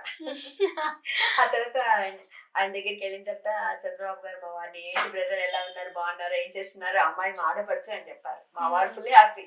అసలు ఇంకా అవార్డ్స్ ఆ వర్డ్స్ చాలా ఏళ్ల తర్వాత నేను ఆయన కలిసినప్పుడు నేను మర్చిపోలేను. ఓకే ఓకే మేడం, బాలకృష్ణ గారి మీద ఒక సాంగ్. ఓ బాలకృష్ణ గారి బోల్డన్ పాటలు ఉన్నాయి. సిపాయి ఓ సిపాయి నీకై ఎంత ఎంత వేచి వేచి ఉన్నాను, ఈ వాళ్ళు కనుల నడుగు అడుగు చెబుతాయి. సిపాయి ఓ సిపాయి సురుచిర సుందర వేణి మధుమయ మంచుల వాణి. అంటే కొన్ని పాటలు నాకు ఇష్టమైనవి. మీరు ఎప్పుడైనా అంటే సరదాగా, ఇప్పుడు చంద్రబాబు నాయుడు గారికి తెలుసు మీరు ఒక మంచి గాయని అని, అందులోనూ ఎస్పెషల్లీ ఎన్టీ రామారావు గారి మీద కానీ వీళ్ళందరి మీద పాటలు పాడతారని, ఆయన మీద ఎప్పుడైనా మీరు పాట పాడారా? ఆయన ఎప్పుడైనా హ్యాపీగా ఫీల్ అయ్యారు మీరు పాడాను, వెంటనే వెళ్ళగానే పాడాను.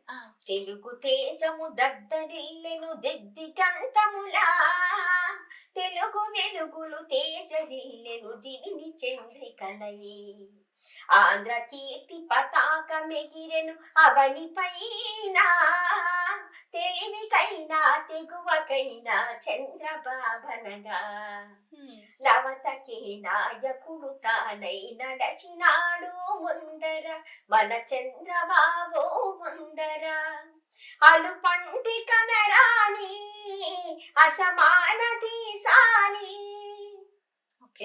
అలా పాడినప్పుడు ఆయన చాలా హ్యాపీగా ఫీల్ అయ్యారు. చాలా హ్యాపీ ఫీల్ అయ్యారు. అప్పటికప్పుడు పాడాను. ఇది మా నాన్నగారు రాసిన గుర్తుకొచ్చింది, పాడతాను. అంటే ఎన్టీ రామారావు గారి మీద కూడా చాలా పాటలు రాశారు మా నాన్నగారు, అప్పుడు పాడేదాన్ని. ఓకే, ఇప్పుడు మేడం జనరల్ గా ఇప్పుడు ఎన్టీ రామారావు చనిపోయారు అని అన్నప్పుడు మీకు తెలిసినప్పుడు మీరు అంటే అట్లీస్ట్ అప్పుడు కూడా ఇంకా మీరు వెళ్ళలేదమ్మా. నేను విజయవాడలో ఉన్నాను, రాలేకపోయాను. నేను అప్పుడు ప్రెగ్నెంట్ తో కూడా ఉన్నాను కదా, దాంతో ఎక్కువ మంది జనాలు ఉంటారు, వెళ్ళడానికి ఎక్కువ జరగలేదు. కాకపోతే ఆ కుటుంబ సభ్యులకు చాలా మందికి నేను తెలుసు. కాకపోతే నేను వాళ్ళ దగ్గరికి వెళ్ళి కలవలేదు, నేనేం చెప్పలేదు. కాబట్టి బట్ ఈ మధ్య కాలంలో ఎప్పుడైనా మీరు మీట్ అయిన సందర్భాలు ఉన్నాయా మేడం? ఈ మధ్యలో కూడా నేను మీట్ అవ్వలేదమ్మా, నేను వెళ్ళలేదు. నేను ఇంకోటి ఏంటంటే ఎన్టీ రామారావు గారితో తెలుగుదేశం పార్టీకి పనిచేస్తాను, ఆ తర్వాత ఏ పార్టీకి నేను పనిచేయలేదు. అదే ఏ పార్టీ అనేది అంటే పార్టీ ఏం లేదు, నా పార్టీ ఒకటే పార్టీ, కళాకారుల పార్టీ. పాట ఏ పేరైనా సరే, ఏ పేరు చెప్పినా దాని మీద ఒక పాట పాడడమే మీ పార్టీ, అంతే. అంతే, నా పార్టీ పాటలు పాడడం మాత్రం. కళాకారుని నేను. ఎందుకంటే కళాకారులు ఏంటంటే ఒకప్పుడు టేప్ రికార్డుతో పోల్చేవారు, అంటే సీడీ ప్లేయర్. ఇప్పుడు మన ఫోన్ తోనే మాట్లాడాలి మనం. ఇప్పుడు సపోజ్ ఫోన్ ఏదైనా కావచ్చు, కానీ దాంట్లో వేసుకునే సింబల్ వేరే కదా. అదే అలాగే మేమంతే, ఎక్కడికైనా వెళ్ళు, ఎవరి దగ్గరికి వెళ్తే వాళ్ళ పాట ఇమీడియట్ గా పాడతారు. ఏ మనసున్న మాయన్నా కపటాలు లేనన్నా మా రాజలే మా కిషన్ రెడ్డి అన్నా, అంటే అక్కడికి వెళ్తే ఇమీడియట్ గా వాళ్ళ మీద. ఇలా మీరు ఇలా పాటలు పాడినప్పుడు, అంటే ఇప్పుడు సపోజ్ రేవంత్ రెడ్డి గారు వచ్చారు, రేవంత్ రెడ్డి గారి పాట మీరు పాడారు అనుకోండి, ఆయన ఎప్పుడన్నా అంటే ఇలా ఎవరైనా అప్రిషియేట్ చేశారు, అబ్బా నా పాట పాడింది, చాలా చేశారు. నాకు చాలా వరకు ఏంటంటే వాళ్ళు వెళ్ళిన తర్వాత మా మీద ఏదైనా పాట పాడతాం అన్నప్పుడు అప్పటికప్పుడు వచ్చిన థాట్, మంచి మనసున్నవాడు మనకు ముఖ్యమంత్రి అయినవాడు, ప్రజల కోసము బ్రతుకువాడు మన రేవంత్ రెడ్డి గారు, స్త్రీల కోసము ఫ్రీ బస్సులంటూ, స్త్రీల కోసము ఫ్రీ బస్సులంటూ, ఆడవాళ్లకు వంటింట్లో గ్యాసులంటూ అందుబాటులో అందించువారు మన రేవంత్ రెడ్డి అన్నగారు.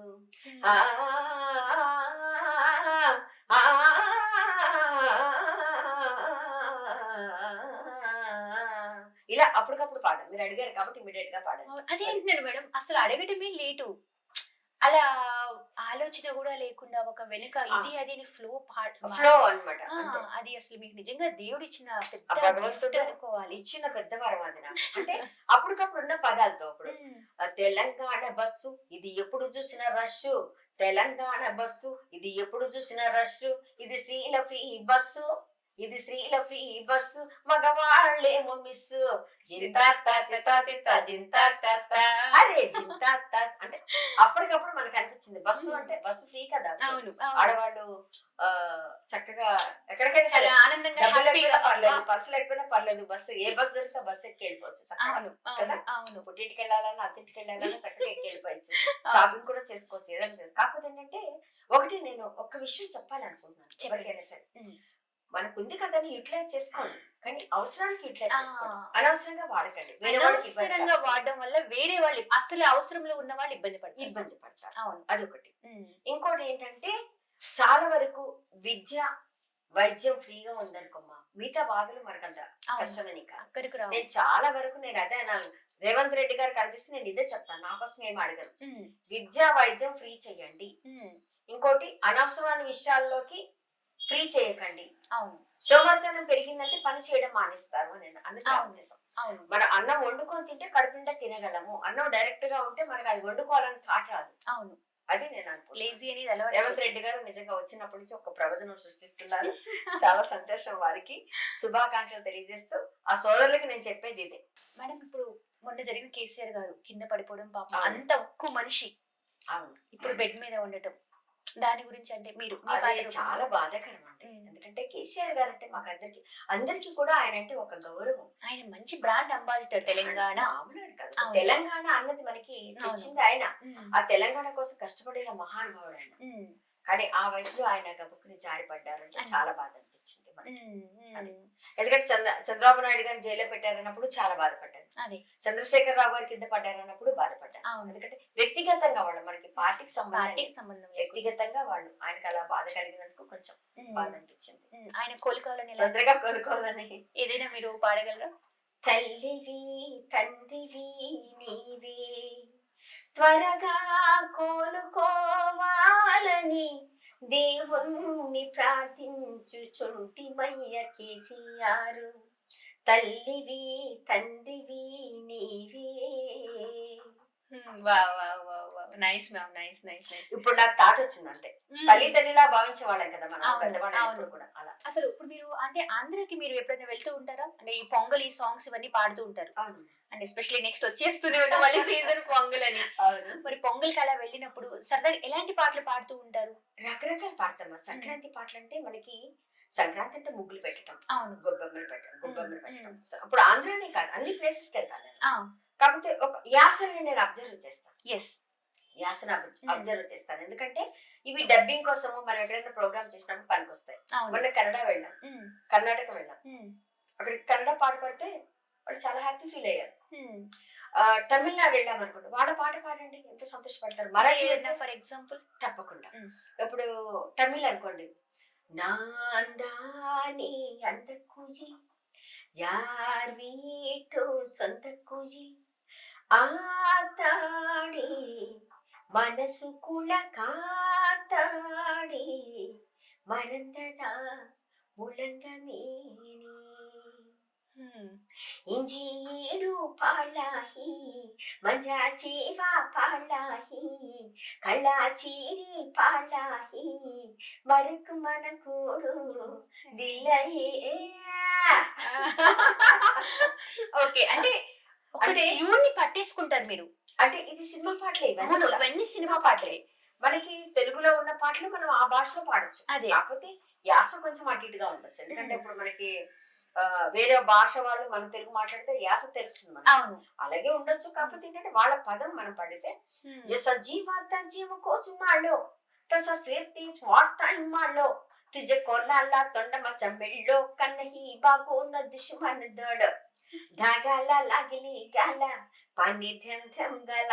ఉమ్. మరాఠీ అవును రంగబోతి రే రంగబోతి హై రంగబోతి కోనా కలోటా హాస్పడి బహానా కానా హై గోలాజీ గోలాజీ లాజీ ఇలా ప్రతి చోటుకి వెళ్ళినప్పుడు ఉమ్. యాసలు కూడా నేను మాట్లాడతాను అనమాట. ఓకే శ్రీకాకుళంలో ఆ. ఏటా మలగానిచ్చినావు వచ్చేసినావే ఉమ్.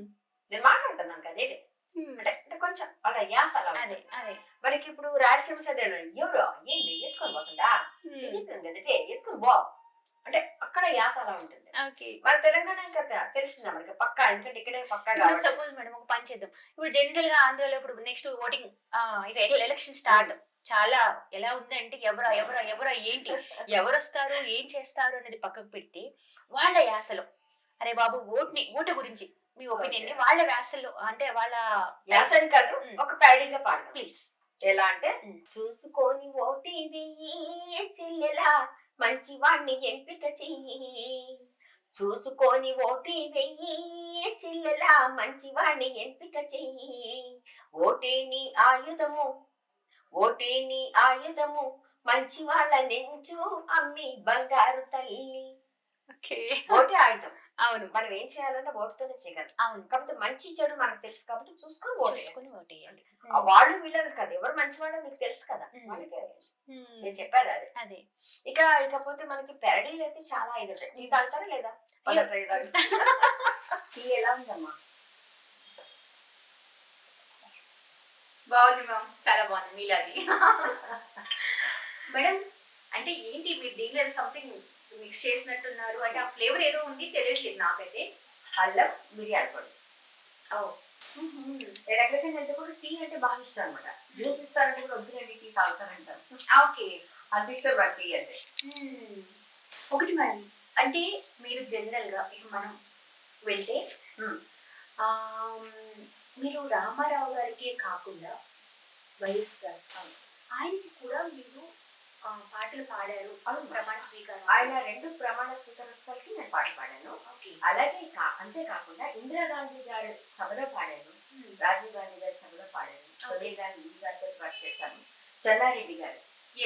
వీళ్ళందరితో అంటే ఆల్మోస్ట్ అందరి దాదాపుగా ముఖ్యమంత్రులందరినీ వాళ్ళందరితో జర్నీ చేశారు. చిన్నప్పటి నుంచి పాడడం మూలన ఆ సభల్లో కూడా పాడించండి. ఓకే. అలా చేశాను. రాజశేఖర రెడ్డి గారితో కూడా చేశాను. అంటే ఇప్పుడు స్టిల్ కేసీఆర్ గారితో, రేవంత్ రెడ్డి గారితో ఇంకా చేయలేదు. ఓకే. ఇప్పుడు స్టార్ట్ కాదు. మీరు అంటే ఆ వైఎస్ఆర్ ఆ టైంలో ఎలాంటి సాంగ్ పాడేవాళ్ళు? ఆయన ప్రార్థన గీతం పాడాను. ఫస్ట్ ప్రమాణ స్వీకారోత్సవం అయిన తర్వాత సెకండ్ టైం కూడా అమ్మాయి పాట బాగుంటుంది పిలవండి అన్నారు. ఓకే.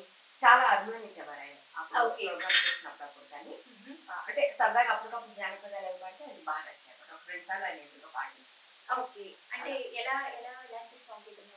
ఏదైనా సరే. అంటే నేను ఏం చేస్తానంటే ఆయన దగ్గరికి వెళ్ళగానే నేను రాయలసీమ యాసలో ఉన్న పాట పాడాను అనమాట. ఓకే. ఏడేనాటి ఏడమ్మే నీ మొగుడు ఈత సెట్లల్లో ఇరుకోనున్నాడా, తూర్పు దేశాన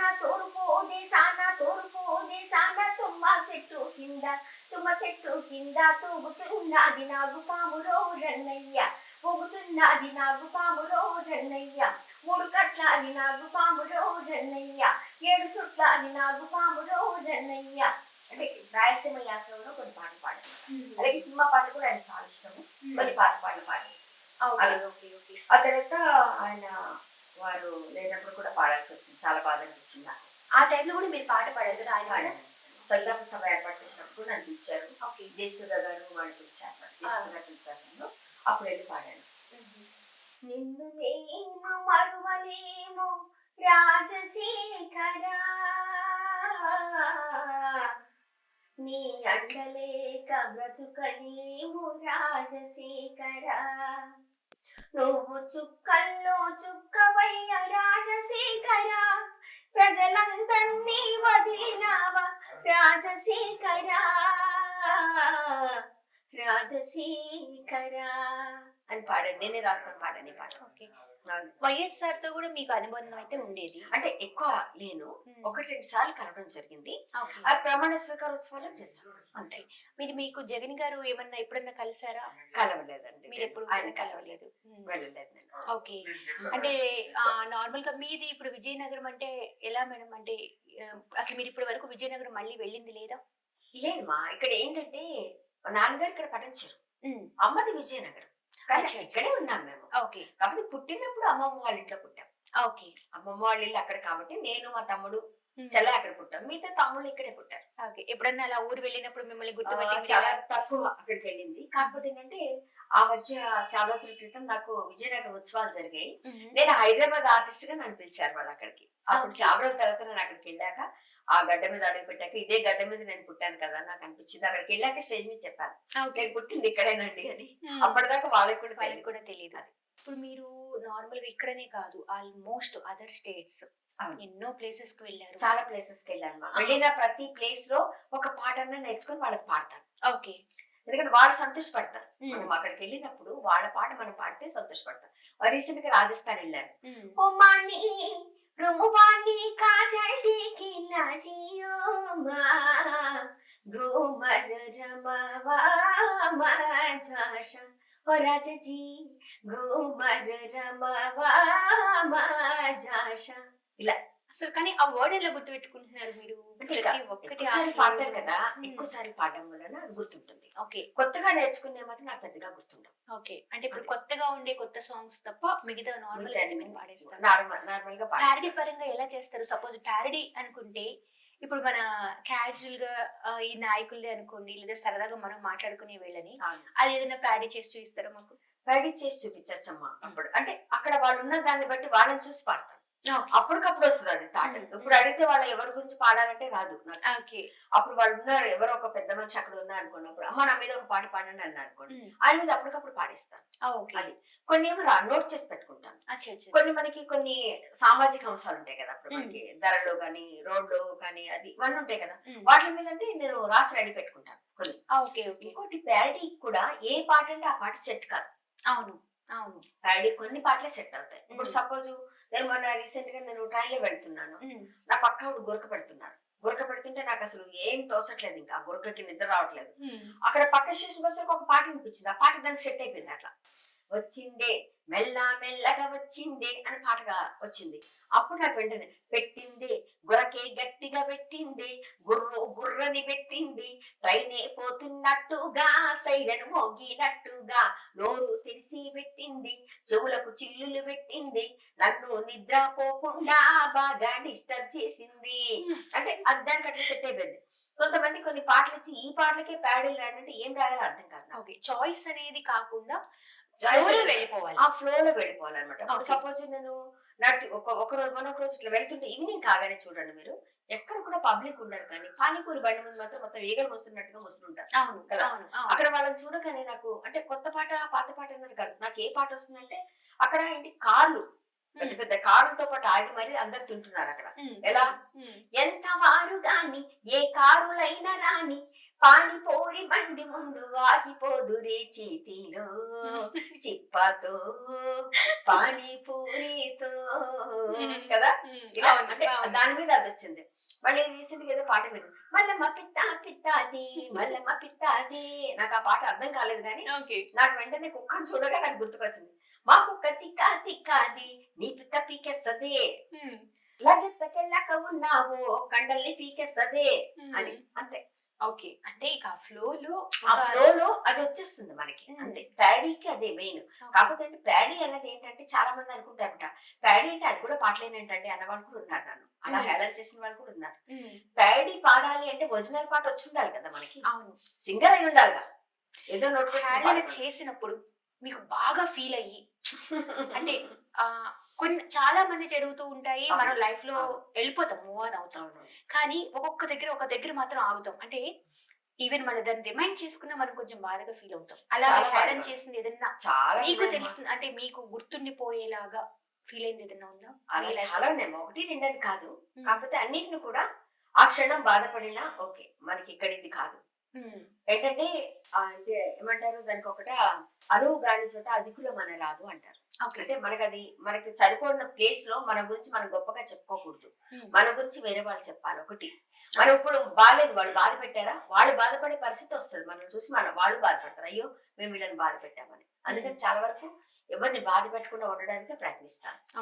చాలా వరకు అందరూ మంచి వాళ్ళే ఉన్నారు, చాలా వరకు అందరూ బాగుండాలి, అందులో మనం ఉండాలి ఆ టైప్ లో వెళ్ళిపోతూ ఉంటాను. ఒకటి బాధపడినా ముందుకు వెళ్ళిపోతాను, కాసేపు బాధపడతాను ఇలా జరిగింది ఇలా జరిగింది అని, తర్వాత ఇవన్నీ సహజం, అన్నింటినీ తప్పకుండా ముందుకు వెళ్ళిపోవాలి. అలాగే మీ లైఫ్ లో వెరీ హ్యాపీయెస్ట్ మూమెంట్ ఎప్పటికీ? చాలా హ్యాపీయెస్ట్ మూమెంట్ అంటే మా పిల్లలు పుట్టినప్పుడు. ఇప్పుడు నా మనవడు వాడిని చూసినప్పుడల్లా నాకు మామూలుగా ఉండదు అసలు, తెలుసా. అసలు చూడండి మీరు ఎప్పుడైనా సరే, ఇప్పుడు నాన్నతోటి వెళ్ళాము, తర్వాత హస్బెండ్ తోటి కానీ కొడుకుతోని బండి మీద వెళ్ళండి లేదా వాడు ఎక్కడికైనా తీసుకెళ్ళండి ఎంత హ్యాపీగా ఉంటుంది. అవును. పిల్లలు కొనిస్తే ఎంత హ్యాపీగా ఉంటుంది.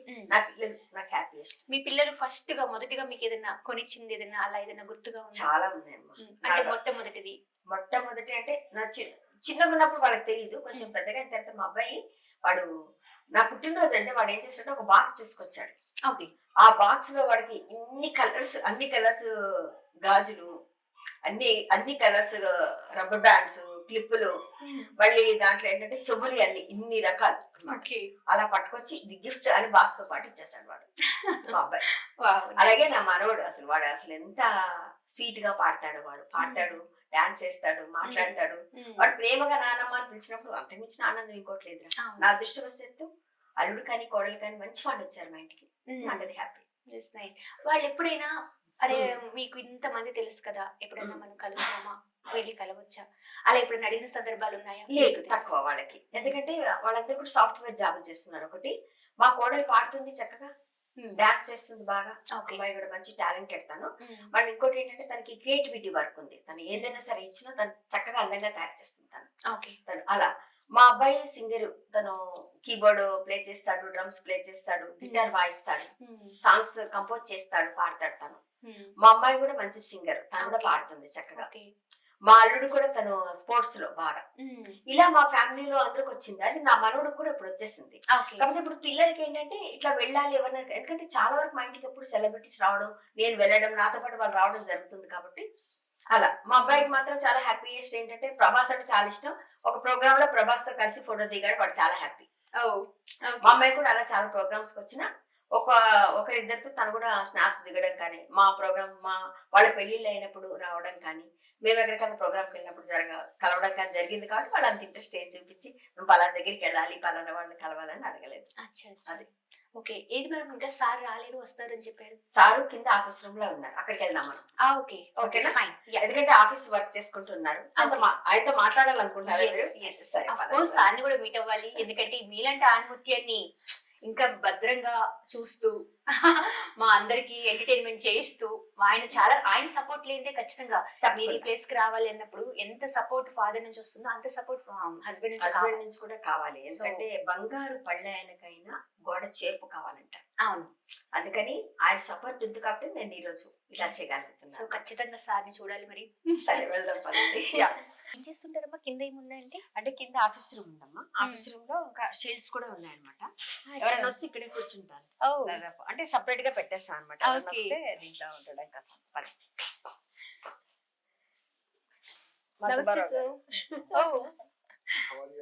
Very good sir, very good. మీరు ఎలా ఉన్నారు?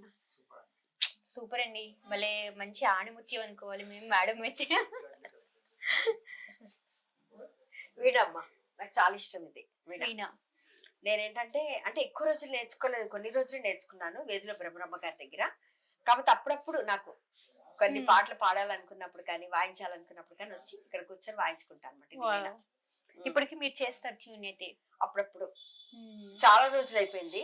కాకపోతే అదే ఏమంటారు, 1000 రాగాలు 1,000,000 రాగాలు పలికే వీణని అలా పక్కన పెట్టేస్తానని ఫీల్ అవుతూ ఉంటాను నేను అప్పుడప్పుడు. కానీ బాగా వాయించాలనుకున్నప్పుడు మాత్రం వచ్చి కూర్చొని వాయించుకుంటాను. ఇవన్నీ కూడా మీ షీల్డ్స్? అవునమ్మా, అవును. ఇది ఫస్ట్ చేసింది. ఇది 100 నిమిషాల్లో 100 జానపద గీతాలు, బుక్ ఆఫ్ రికార్డ్ ఫీట్ అనమాట. ఇది ఫీట్ చేశాను అనమాట అక్కడ. అదే ఆ తర్వాత నేను 108 నిమిషాల్లో 108 జానపద గీతాలు పాడినప్పుడు అవి ఆ రెండు. ఆ తర్వాత అంత ప్రముఖులతో ఇదంతా తీసుకున్నాను. నా అదృష్టం ఏంటంటే చాలా మందితో చేస్తాను. అది ఫస్ట్ సీనియర్ ఎన్టీ రామారావు గారితో ఉంది కదా, ఇది డాక్టరేట్ అనుకున్నప్పుడు. కానీ ఇవన్నీ చిన్నప్పటి నుంచి చేసినవి కొన్ని ఉన్నాయి. అదొకటే చిన్నప్పటి నుంచి చేస్తుంది, మిగతావన్నీ ఇప్పుడు చేసినాయి అనమాట. అవన్నీ ఇంకా చాలా ఫొటోస్ ఉన్నాయి కానీ అవన్నీ తీయించలేదు.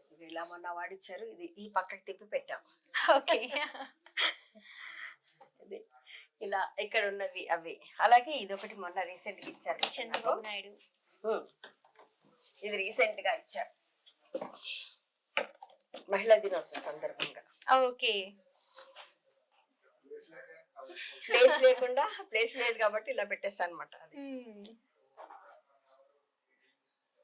డాక్టర్ అరుణ సుబ్బారావు గారు.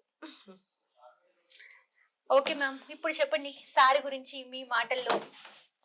అంటే మీరు చాలా వరకు అవుట్ ఆఫ్ స్టేట్స్ వెళ్తూ ఉంటారు, సో చెప్పండి మేడం గురించి. అంటే మేడం చాలా busy. At the same time మీరు మీ ఆఫీస్ వర్క్స్ లో బిజీగానే ఉంటారు. కానీ అవుట్ ఆఫ్ స్టేట్స్ మేడం. ఇక్కడ ఉండకుండా అదర్ కంట్రీస్ కూడా వెళ్ళి అవును. మీరు వచ్చి ప్రోగ్రామ్స్ చేస్తారు. ఆ టైంలో ఎలా? సార్ మీరెలా అసలు? నేను జాగ్రత్తగా మేనేజ్ చేసుకుంటాను. హ్మ్. వచ్చినంత వరకు వండుకుంటా. హ్మ్. లేదనుకుంటే బయట నుంచి తెచ్చుకొని నేను రోజు గడిపేస్తాను. కానీ ఇంత గాత్రం ఉంది కదా సార్. మీకెలా అనిపించింది? అంటే ఇంత మందితో ఉన్నారు. చాలా ఆల్మోస్ట్ ఇంతమంది మహా నటులు, నటీమణులు. ఇంతమంది తెలుసు కదా! మీకెప్పుడైనా అనిపించిందా? అంటే వాళ్ళ దగ్గరికెళ్ళి ఫోటోస్ దిగాలి అని అలా మీరెప్పుడైనా జరిగిందా? అంటే నాకు ఒకప్పుడు సీనియర్ ఎన్టీ రామారావు గారిని చూడడానికి హ్మ్. నేను చాలా కష్టపడేవాడినన్నమాట. మా ఊళ్ళో అప్పుడు ఆయన చైతన్య రథం చూస్తున్నారంటే హ్మ్. నేను తెల్లవారుజామునే లేచి వెళ్ళిపోయాను నేను ఆయన చూడడానికి. చూడడానికి. మా ఊరు నుంచి వీరవసరం 4 కిలోమీటర్లు. హ్మ్. తెల్లవారుజామున లేచి వెళ్ళిపోతే చూడడానికి ఆయన అది వస్తున్నారు ఇది వస్తున్నారు అని రాత్రి రాలేదు. ఎందుకంటే ఆయన రోడ్డు మార్గంలో రావడం కాబట్టి అనేక మంది ఆప్ చేసేస్తూ ఉండేవారు అన్నమాట. అవును. ఇక్కడ ప్రసంగం చేయండి, మా ఊళ్ళో ప్రసంగం చేయండి, మా హ్మ్. ఊరిని మాట్లాడినట్టు హ్మ్. అలాగా 12 గంటలైనా హ్మ్. ఇంకా మరి తిరిగి ఇంటికి వెళ్ళిపోయాను. హ్మ్. బట్ అటువంటి ఎన్టీ రామారావు గారితో ఈమె వర్క్ చేసింది. అదే. వీళ్ళే మీరు కలిసారా మరి? మీరు రామారావు గారిని చూడలేదు. కలవలేకపోయారు. బట్ నేను ఒకసారి మాత్రం విజయవాడలో ఆయన పట్టు వదలకుండా నేను కూడా ఆయన చూడడానికి ప్రయత్నిస్తూనే ఉన్నాను. హ్మ్. బిఫోర్ మ్యారేజ్ హ్మ్. విజయవాడలో సమ్ పార్టీ కనవలసింది నేను వచ్చారు. హ్మ్. కనకదుర్గమ్మ వారి దగ్గర. ఓకే. అక్కడ లాంగ్ షాట్ లో అంటే ఒక 2 కిలోమీటర్ల దూరం నుంచి ఆయన్ని ఆ బంగారపు ఛాయలో ఉంటారు కాబట్టి ఆయన తల తల తల మెరుస్తూనే ఉన్నారు ఆయన. హ్మ్. అంత దూరం నుంచి చూడగలిగాను. 2 ఓకే. కిలోమీటర్ల దూరం నుంచి. ఓకే. కానీ మీకెలా అనిపించింది మరి తనతో పాటు 9 సంవత్సరాలు వర్క్ చేశారు. మీకెంతో అభిమాని. గ్రేట్ థ్రిల్లింగ్ అండి. ఆ! మీకు పెళ్ళైన కొత్తలో అంటే చెప్పారా? ఇలా వర్క్ చేశారు అది ఇదని? మేమేమో ఆశ్చర్యపోయాము. ఎన్టీ రామారావుతో కలిసి ప్రయాణం చేసిన వ్యక్తి హ్మ్. మా జీవిత భాగస్వామిగా వచ్చిందా? ఓకే. కానీ తర్వాత తనకి పిలుపు వచ్చింది. సార్ దగ్గర నుంచి రావాలి అని, కలవండి అని. ఆఫ్టర్ మ్యారేజ్ జరిగిందంటారా ఇదంతా? అవును. మరి అప్పుడు ఎందుకు మీరు అంటే ఎందుకు మళ్ళీ పంపించలేకపోయారు ఆ టైం? ఏమో అప్పుడు పరిస్థితులు మరి ఎందుకు అనుకూలించలేదో నాకు తెలియదు. హ్మ్. బట్ ఆ పరిస్థితులను బట్టి హ్మ్. వెళ్ళలేకపోయాను. హ్మ్. కానీ ఆ రోజు కలుస్తుంటే అది ఇంకొకలాగా ఉండేదేమో. ఇంకోలా ఉండేదేమో నాకు అనిపిస్తుంది అసలు. హ్మ్. అది ఫేట్ అంతే. అదే. అంతే. ఆ ఫేట్ ప్రకారం అలా జరిగిపోయింది. హ్మ్. అంటే ఎలా ఉంటది సార్? అంటే ఇప్పుడు మరి మీతో మేడం గారి రిలేషన్ లైక్ ఇన్ని ఇయర్స్ పిల్లలు యూఎస్‌లో, యూకేలో హ్యాపీగా సెటిల్ అయిపోయారు. మీరిద్దరు. మీ మీద పాటలు పాడుతూ ఉంటారా మేడం? ఆయనే పాడతారు నా మీద పాడీలు. మొట్టమొదట నాకు విమర్శకులైన శ్రోత అయిన ఆయనే. ఓకే. మొదటి వ్యక్తి. ఏదైనా నేను పాడగానే అనుకున్న ఆయన ముందే వినిపిస్తాను. అది బాగుందో లేదో ఇమీడియట్ గా చెప్పేస్తారు ఆయన. ఓకే. అదే. అదే ఆయన ఇంకా సరదాగా నా మీద సరదాగా ఏదో ఒక ప్యాడీ పాడుతుంటాడు. ఇది పనికొస్తుందేమో చూడండి. కొన్ని ప్యాడీ పాటలకు ఆయన చెప్పిన పదాలు కూడా పనికొస్తాయి నాకు. అదే. అలాంటిది ఏమన్నా మీరు చెప్పగలరా సార్ ఇప్పుడు మేడం మీద? ఇమ్మీడియట్ గా నేను అప్పుడు ఒకటి చెప్పలేను. ఓకే. ఇంతకుముందు స్కూల్ బ్యాగులు చాలా బరువైపోతున్నాయంటే ఒక పాట రాయమంటే ఆ చిన్న ఒక లైన్ ఇస్తే దాన్ని కూడా పాట రాస్తాను. అంటే రాస్తాను. ఎలాంటి లైన్? అవును. ఏం లైన్ ఇస్తే మీరు? చక్కగా నిదరేమో పోరు వారిని చదువుకోమని పెద్దల పోరు ఏమి కలలు కంటున్నారో తెలుసా ఈ పుస్తకాల బరువెక్కువ ఉండొద్దని ఈ చదువునెవరు కనిపెట్టి ఉంటారని వారు కనబడితే వారి వ్రతం పట్టాలని జుజు అని ఈ పాట ఆయన చెప్పారు. అప్పుడు పుస్తకాల బరువు మోస్తున్నారు కదా పిల్లలు, వాళ్ళ మీద ఏదైనా పాట రాయంటే నాకు ఈ పాట గుర్తుకొచ్చింది. సార్ మీద ఏం పాట పాడేవాళ్ళు మేడం మీరు? సరదాగా ఇద్దరు సరదాగా అలా ఏం లేదు. ఏదో ఒకటి పాడుతూ ఉంటాను. సపోజ్ భోజనానికి పిలిచిన ఒక పాట పాడతాను. ఏమండి సారు ఓ సుబ్బారావు గారు అన్ని సిద్ధం చేశాను భోజనం తినుటకు రారండి అని పిలుస్తాను. నైస్ చాలా బాగుంది. రండి మీరు భోజనం పెట్టాను అంటారు, మేము పాట రూపంలో పిలుస్తాం. అదే ఎంతైనా మాటని పాట రూపంలో కలుపుతారు కాబట్టి అది ఒక్క అరుణా సుబ్బారావు గారికి మాత్రమే సొంతమైన కళ. నిజంగా మా భగవంతుడి ఇచ్చిన వరం అది. నేను ఆ తర్వాత నుంచి మళ్ళీ పెళ్లి అయిపోయిన తర్వాత ఆగిపోతుందేమో అనుకున్నది మా సుబ్బారావు గారి మూలంగా అది కంటిన్యూ అయింది. ఆయన పేరు పెట్టుకున్నాక ఇంకా కంటిన్యూ అయిపోయింది అది. అరుణ Yeah. సుబ్బారావు అంటే ఎవరైనా ఫోన్ చేస్తారు, ఏమండి అరుణ సుబ్బారావు గారు ఉన్నారా అని అడుగుతారు అనుకోండి. అరుణ మాట్లాడుతున్నంటే కాదండి అరుణ సుబ్బారావు గారు కావాలి అంటే అంత ఓకే. నోటెడ్ అయింది ఆ పేరు అరుణ సుబ్బారావు అంటే. Nice nice nice nice. Okay ma'am, everything really happy. And మీరు మీ లైఫ్ లో ఇలాంటి సక్సెస్ ఇంకా ఇంకా ఇంకా ఇంకా ముందుకు వెళ్ళాలి. మీ లైఫ్ సక్సెస్ అనేది మిమ్మల్ని క్రాస్ చేసుకుంటూ అరుణ సుబ్బారావు గారు తెలుగుకి జానపదం అని మర్చిపోయిన జనాలకి గుర్తు చేసుకుంటూ మీ ప్యారడీలతో ఒక ప్యారడీ క్వీన్ గా మారి ప్రతిదాన్ని అంటే ఒక మాటని పాట రూపంలో పాడడం అనేది ఎవ్వరికి రాదు. అది గొప్ప కళ. ఆ కళ మీకు రావడం నిజంగా అది దేవుడిచ్చిన అదృష్టంగా భావించాలి. ఎస్పెషల్లీ అది కాకుండా చిన్న సాయం అందుకొని లేదా చిన్న వాళ్ళు తెలిస్తేనే మాకు ఎంతో మంది తెలుసు అని చెప్పుకొని పోయే కాలం ఇది. కానీ మీ వెనుక అసలు నోరు తెరిచి అన్నా అని చెప్పి పిలిస్తే చాలు పలికే వాళ్ళు ఉన్నా మీరు ఏనాడు అడగకపోవడం తీసుకోకపోవడం అది మీ గొప్ప వ్యక్తిత్వం అని చెప్పొచ్చు. It's really hats off ma'am. And but me life లో మాత్రం మీరు మీ మైల్ స్టోన్ ని మీరు ఏదైతే అనుకుంటున్నారో అది రీచ్ అవ్వాలి. తప్పకుండా అమ్మా. ఇప్పటికి కూడా చాలా మంది తెలుసు. అంటే అప్పుడు తర్వాత అక్కినే నాగేశ్వరరావు గారితో చేశాను, తర్వాత మన కృష్ణ గారితో మొదలుకొని చాలా మంది పెద్దవాళ్ళతో చేశాను. కానీ ఇప్పటికీ చాలా మంది తెలిసిన నేను ఎప్పుడు ఎవరిని ఏం అడగలేదు. కేవలం కళాకారిణిగా మాత్రమే వెళ్తున్నాను. ఇందాక మీరు అన్నారు కదా ఏంటి పండగ పాట, పండగ పాటతో ముగించాను సరేనా. పండగలంటే సంక్రాంతి.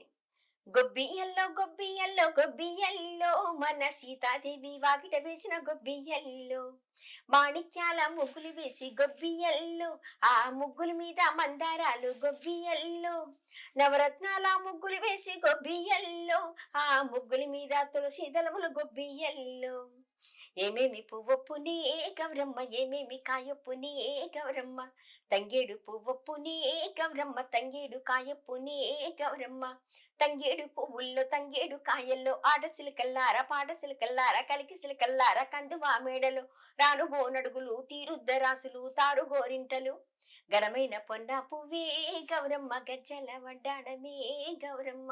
ఇలా పాడుకుంటూ వెళ్తే బోళ్ళని ఉన్నాయమ్మా. పుస్తకాలు కూడా ఉన్నాయి. నెక్స్ట్ టైం మీరు వచ్చినప్పుడు చూపిస్తాను. ఎందుకంటే పాత పాటల పుస్తకాలు కూడా నా దగ్గర ఉన్నాయి. పుస్తక పఠనం ఎక్కువ చేస్తాను నేను, నాకు ఇష్టం. చాలా సంతోషంగా ఉంది మీరు రావడం మా ఇంటికి, మీతో కలిసి మాట్లాడడం. ముఖ్యంగా చాలా మంది వచ్చిన వాళ్ళందరూ నాతో ఇంటర్వ్యూ చేసుకొని వెళ్ళిపోతారు. కానీ మీరు పట్టుబట్టి మరి సుబ్బారావు గారితో కూడా మాట్లాడారు. నా గురించి ఆయన అనుకునేవన్నీ ఇక్కడ చెప్పారు. చాలా హ్యాపీ నాకు అది.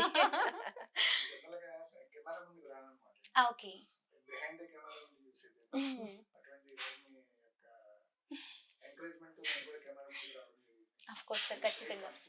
Thank you so. శ్రావణి అండి తన పేరు. అండి మన ఛానల్ పేరు కూడా ఒకసారి చెప్పండి అమ్మా. Top Telugu TV ma'am. Top Telugu TV. Top Telugu TV. తేనె కన్నా తీయనిది టాప్ తెలుగు టీవీ. దేశ భాషలందు లెస్స తెలుగు మాట అందరి మదిలో వెలిగిన టీవీ టాప్ తెలుగు టీవీ. తేనె కన్నా తీయనిది మన top Telugu TV. Top Telugu TV అందరి మదిలోన వెలసి అందరి ఇళ్ళల్లోన నిలిచి మంచి కార్యక్రమాలతో ముందుకు సాగుతుండెనంట. మా శ్రావణి మాటల తూటాలతో మిరుయిచుండునంట. అందరికి అభినందనలు తెలియజేస్తూ అడ్వాన్స్ గా సంక్రాంతి శుభాకాంక్షలు. మీ అరుణ సుబ్బారావు. Thank you. ఇదండి చూశారు కదా డాక్టర్ అరుణ సుబ్బారావు గారు మాటలు కాదండి, పాటల తూటాలు. తను 18,000 ప్రోగ్రామ్స్ చేశారు. 1978 నుంచి తన జర్నీ స్టార్ట్ అయింది. పెద్ద మహానుభావులు, మహానటులు, ఎందరో ముఖ్యమంత్రులు దాదాపుగా 1, 2 అని కాదు ఎంత మందినో కలిశారు. తన ప్రోగ్రామ్స్ తో ఆటపాటలతో ఎంతో అందంగా మెప్పించారు, మురిపిస్తున్నారు. తన పాట ఒక అమృతం. అమృతధార. అలాంటి డాక్టర్ అరుణ సుబ్బారావు గారి మాటలు విన్నాం కదా. సో నెక్స్ట్ ఎపిసోడ్ మళ్ళీ మనం కలుద్దాం. Thank you. Signing off, Shravani.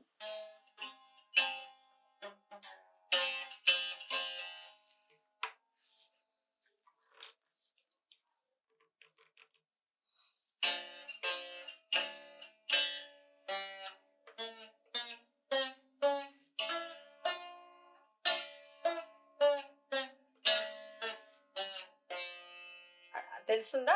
స్వరం తెలుస్తుందా? తెలుసు. సారీగమా పాదనీసా సానీదాప మగరీసా.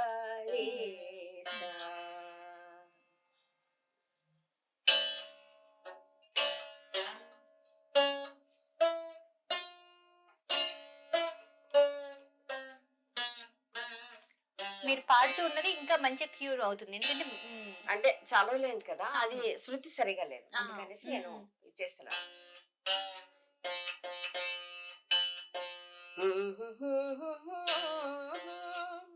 నిలువలీనన్నది నీవు రాకరాదా, నిలువలీనన్నది ఆ నీవు లేక వీణా. ఓకే. సబ్స్క్రైబ్ చేయండి. subscribe to Please do subscribe to Please like, share and subscribe to top Telugu TV. Top Telugu TV. Top Telugu TV. Top Telugu TV. Top Telugu TV.